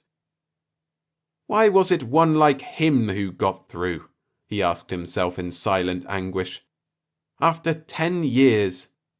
The Tepoctans had been thinking well of Terrans, but now... He did not worry about his own position. That was well enough established, whether or not he could again hold up his head before the purple-scaled people who had been so generous to him. Even if they had been aroused to a rage by the killing, Kinton told himself, he would not have been concerned about himself. He had reached a fairly ripe age for a spaceman. In fact, he had already enjoyed a decade of borrowed time. But they were more civilized than that wanton murderer, he realized. He straightened up, forcing back his early morning weariness. "We must get into the air immediately," he told Klaft. "Perhaps we may see him before he reaches—" He broke off at the word spaceship, but he noticed a reserved expression on Klaft's pointed face. His aide had probably reached a conclusion similar to his own. They climbed back into the cabin, and Klaft gave brisk orders to the lean young pilot. A moment later, Kinton saw the ground outside drop away. Only upon turning around did he realize that 2 armed Tepoctans had materialized in time to follow Klaft inside. One was a constable, but the other he recognized for an officer of some rank. Both wore, slung across their chests, weapons resembling long-barreled pistols, with large, oddly indented butts to fit Tepoctan claws. The constable, in addition, carried a contraption with a quadruple tube for launching tiny rockets no thicker than Kinton's thumb. These, he knew, were loaded with an explosive worthy of respect on any planet he had heard of. To protect him, he wondered, or to get Birkin? The pilot headed the craft back toward Kinton's town in the brightening sky of early day. Long before the buildings of Kinton's Institute came into view, they received a radio message about Birkin. "He has been seen on the road passing the dam," Klaft reported soberly after having been called to the pilot's compartment. "He stopped to demand fuel from some maintenance workers, but they had been warned and fled." "Couldn't they have seized him?" demanded Kinton, his tone sharp with the worry he endeavoured to control. "He has that spear, I suppose, but he is only 1 and injured." Klaft hesitated. "Well, couldn't they?" The aide looked away out one of the windows at some sun-dyed clouds ranging from pink to orange. He grimaced and clicked his showy teeth uncomfortably. "Perhaps they thought you might be offended, George," he answered at last. Kinton settled back in the seat especially padded to fit the contours of his Terran body and stared silently at the partition behind the pilot. In other words, he thought, he was responsible for Birkin, who was a Terran, one of his own kind. Maybe they really didn't want to risk hurting his feelings, but that was only part of it. They were leaving it up to him to handle what they considered his private affair. He wondered what to do. He had no actual faith in the idea that Birkin was delirious or acting under any influence but that of a criminally self-centered nature. "I shouldn't have told him about the ship," Kinton muttered, gnawing the knuckle of his left thumb. "He's on the run, all right.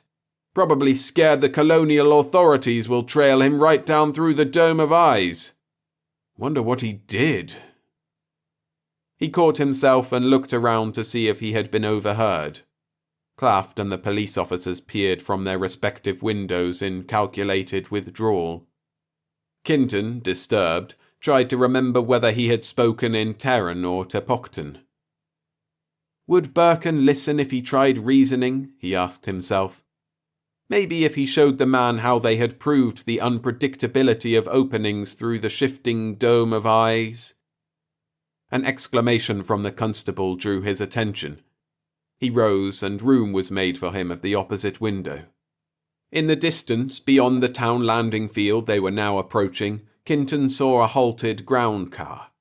Across the plain, which was coloured a yellowish tan by a short grass-like growth, a lone figure plodded toward the upthrust bulk of the spaceship that had never flown. "Never mind landing at the town," snapped Kinton. "Go directly out to the ship." Claft relayed the command to the pilot. The helicopter swept in a descending curve across the plain toward the gleaming hull. As they passed the man below, Birkin looked up. He continued to limp along at a brisk pace with the aid of what looked like a short spear. "Go down," Kinton ordered. The pilot landed about 100 yards from the spaceship. By the time his passengers had alighted, however, Birkin had drawn level with them about 50 feet away. "Birkin!" shouted Kinton. "Where do you think you're going?" Seeing that no one ran after him, Birkin slowed his pace but kept walking toward the ship. He watched them over his shoulder. "Sorry, Kinton," he shouted with no noticeable tone of regret. "I figure I better travel on for my health." "It's not so damn healthy up there," called Kinton. "I told you how there's no clear path." Yeah, you told me. That don't mean I gotta believe it." "Wait, don't you think they tried sending unmanned rockets up? Every one was struck and exploded." Birkin showed no more change of expression than if the other had commented on the weather. Kinton had stepped forward 6 or 8 paces, irritated despite his anxiety at the way Birkin persisted in drifting before him. Kinton couldn't just grab him. Bad leg or not, he could probably break the older man in two. He glanced back at the Tepoctans beside the helicopter, Claft, the pilot, the officer, the constable with the rocket weapon. They stood quietly looking back at him. The call for help that had risen to his lips died there. "Not their party," he muttered. He turned again to Birkin, who still retreated toward the ship. "But he'll only get himself killed and destroy the ship. Or if some miracle gets him through, that's worse. He's nothing to turn loose on a civilized colony again." A twinge of shame tugged down the corners of his mouth as he realized that keeping Birkin here would also expose a highly cultured people to an unscrupulous criminal who had already committed murder the very first time he had been crossed. "Birkin!" he shouted. "For the last time! Do you want me to send them to drag you back here?" Birkin stopped at that. He regarded the motionless Tepoctans with a derisive sneer. "They don't look too eager to me," he taunted. Kinton growled a Tepoctan expression the meaning of which he had deduced after hearing it used by the dam workers. He whirled to run toward the helicopter. Hardly had he taken 2 steps, however, when he saw startled changes in the carefully blank looks of his escort. The constable half raised his heavy weapon, and Claft sprang forward with a hissing cry. By the time Kinton's aging muscles obeyed his impulse to sidestep, the spear had already hurtled past.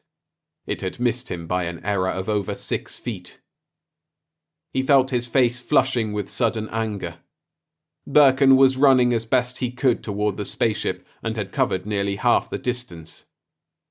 Kinton ran at the Tepoctans, brushing aside the concerned Claft. He snatched the heavy weapon from the surprised constable. He turned and raised it to his chest. Because of the shortness of Tepoctan arms, the launcher was constructed so that the butt rested against the chest with the sighting loops before the eyes. The little rocket tubes were above head height to prevent the handlers catching the blast. The circles of the sights weaved and danced about the running figure. Kinton realized to his surprise that the effort of seizing the weapon had him panting. Or was it the fright at having a spear thrown at him? He decided that Birkin had not come close enough for that, and wondered if he was afraid of his own impending action.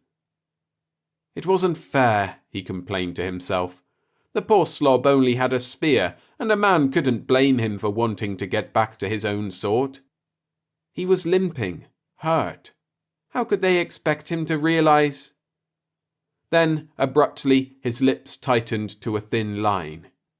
The sight steadied on Birkin as the latter approached the foot of the ladder leading to the entrance port of the spaceship. Kinton pressed the firing stud. Across the 100-yard space streaked 4 flaring little projectiles. Clinton, without exactly seeing each, was aware of the general lines of flight diverging gradually to bracket the figure of Birkin. One struck the ground beside the man just as he set one foot on the bottom rung of the ladder and skittered away past one fin of the ship before exploding. 2 others burst against the hull, scattering metal fragments, and another puffed on the upright of the ladder just above Birkin's head. The spaceman was blown back from the ladder. He balanced on his heels for a moment with outstretched fingers reaching toward the grips from which they had been torn. Then he crumpled into a limp huddle on the yellowing turf. Kinton sighed. The constable took the weapon from him, reloaded deftly, and proffered it again. When the Terran did not reach for it, the officer held out a clawed hand to receive it. He gestured silently, and the constable trotted across the intervening ground to bend over Birkin. "He is dead," said Klaft when the constable straightened up with a curt wave. Will you have someone see to him, please?" Kinton requested, turning toward the helicopter. "Yes, George," said Klaft. "George?" "Well?" "It would be very instructive. That is, I believe Dr. Chuksolki would like to—" "All right," yielded Kinton, surprised at the harshness of his own voice. "Just tell him not to bring around any sketches of the various organs for a few months." He climbed into the helicopter and slumped into his seat. Presently he was aware of Klaft edging into the seat across the aisle. He looked up. "The police will stay until cars from town arrive. They are coming now," said his aide. Kinton stared at his hands, wondering at the fact that they were not shaking. He felt dejected, empty, not like a man who had just been at a high pitch of excitement. "Why did you not let him go, George?" "What? Why, he would have destroyed the ship you worked so hard to build. There is no safe path through the Dome of Eyes." "No predictable path," Klaft corrected. "But what then? We would have built you another ship, George, for it was you who showed us how." Kinton flexed his fingers slowly. "He was just no good. You know the murder he did here. We can only guess what he did among my own, among Terrans. Should he have a chance to go back and commit more crimes?" "I understand, George, the logic of it," said Klaft. "I mean, it is not my place to say this, but you seem unhappy." "Possibly," grunted Kinton wryly. "We too have criminals," said the aide as gently as was possible in his clicking language. "We do not think it necessary to grieve for the pain they bring upon themselves." "No, I suppose not," sighed Kinton. It's just—" He looked up at the pointed visage, at the strange eyes regarding him sympathetically from beneath the sloping, purple-scaled forehead. "It's just that now I'm lonely. Again," he said.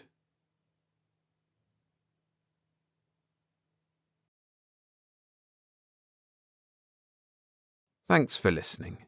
If you enjoyed the stories, make sure to subscribe and enable notifications so you don't miss future ones. And share what you thought in the comments below. You can find dozens more compilations like these on the playlist section of this channel, as well as hundreds of standalone stories. So I'll see you in the next one.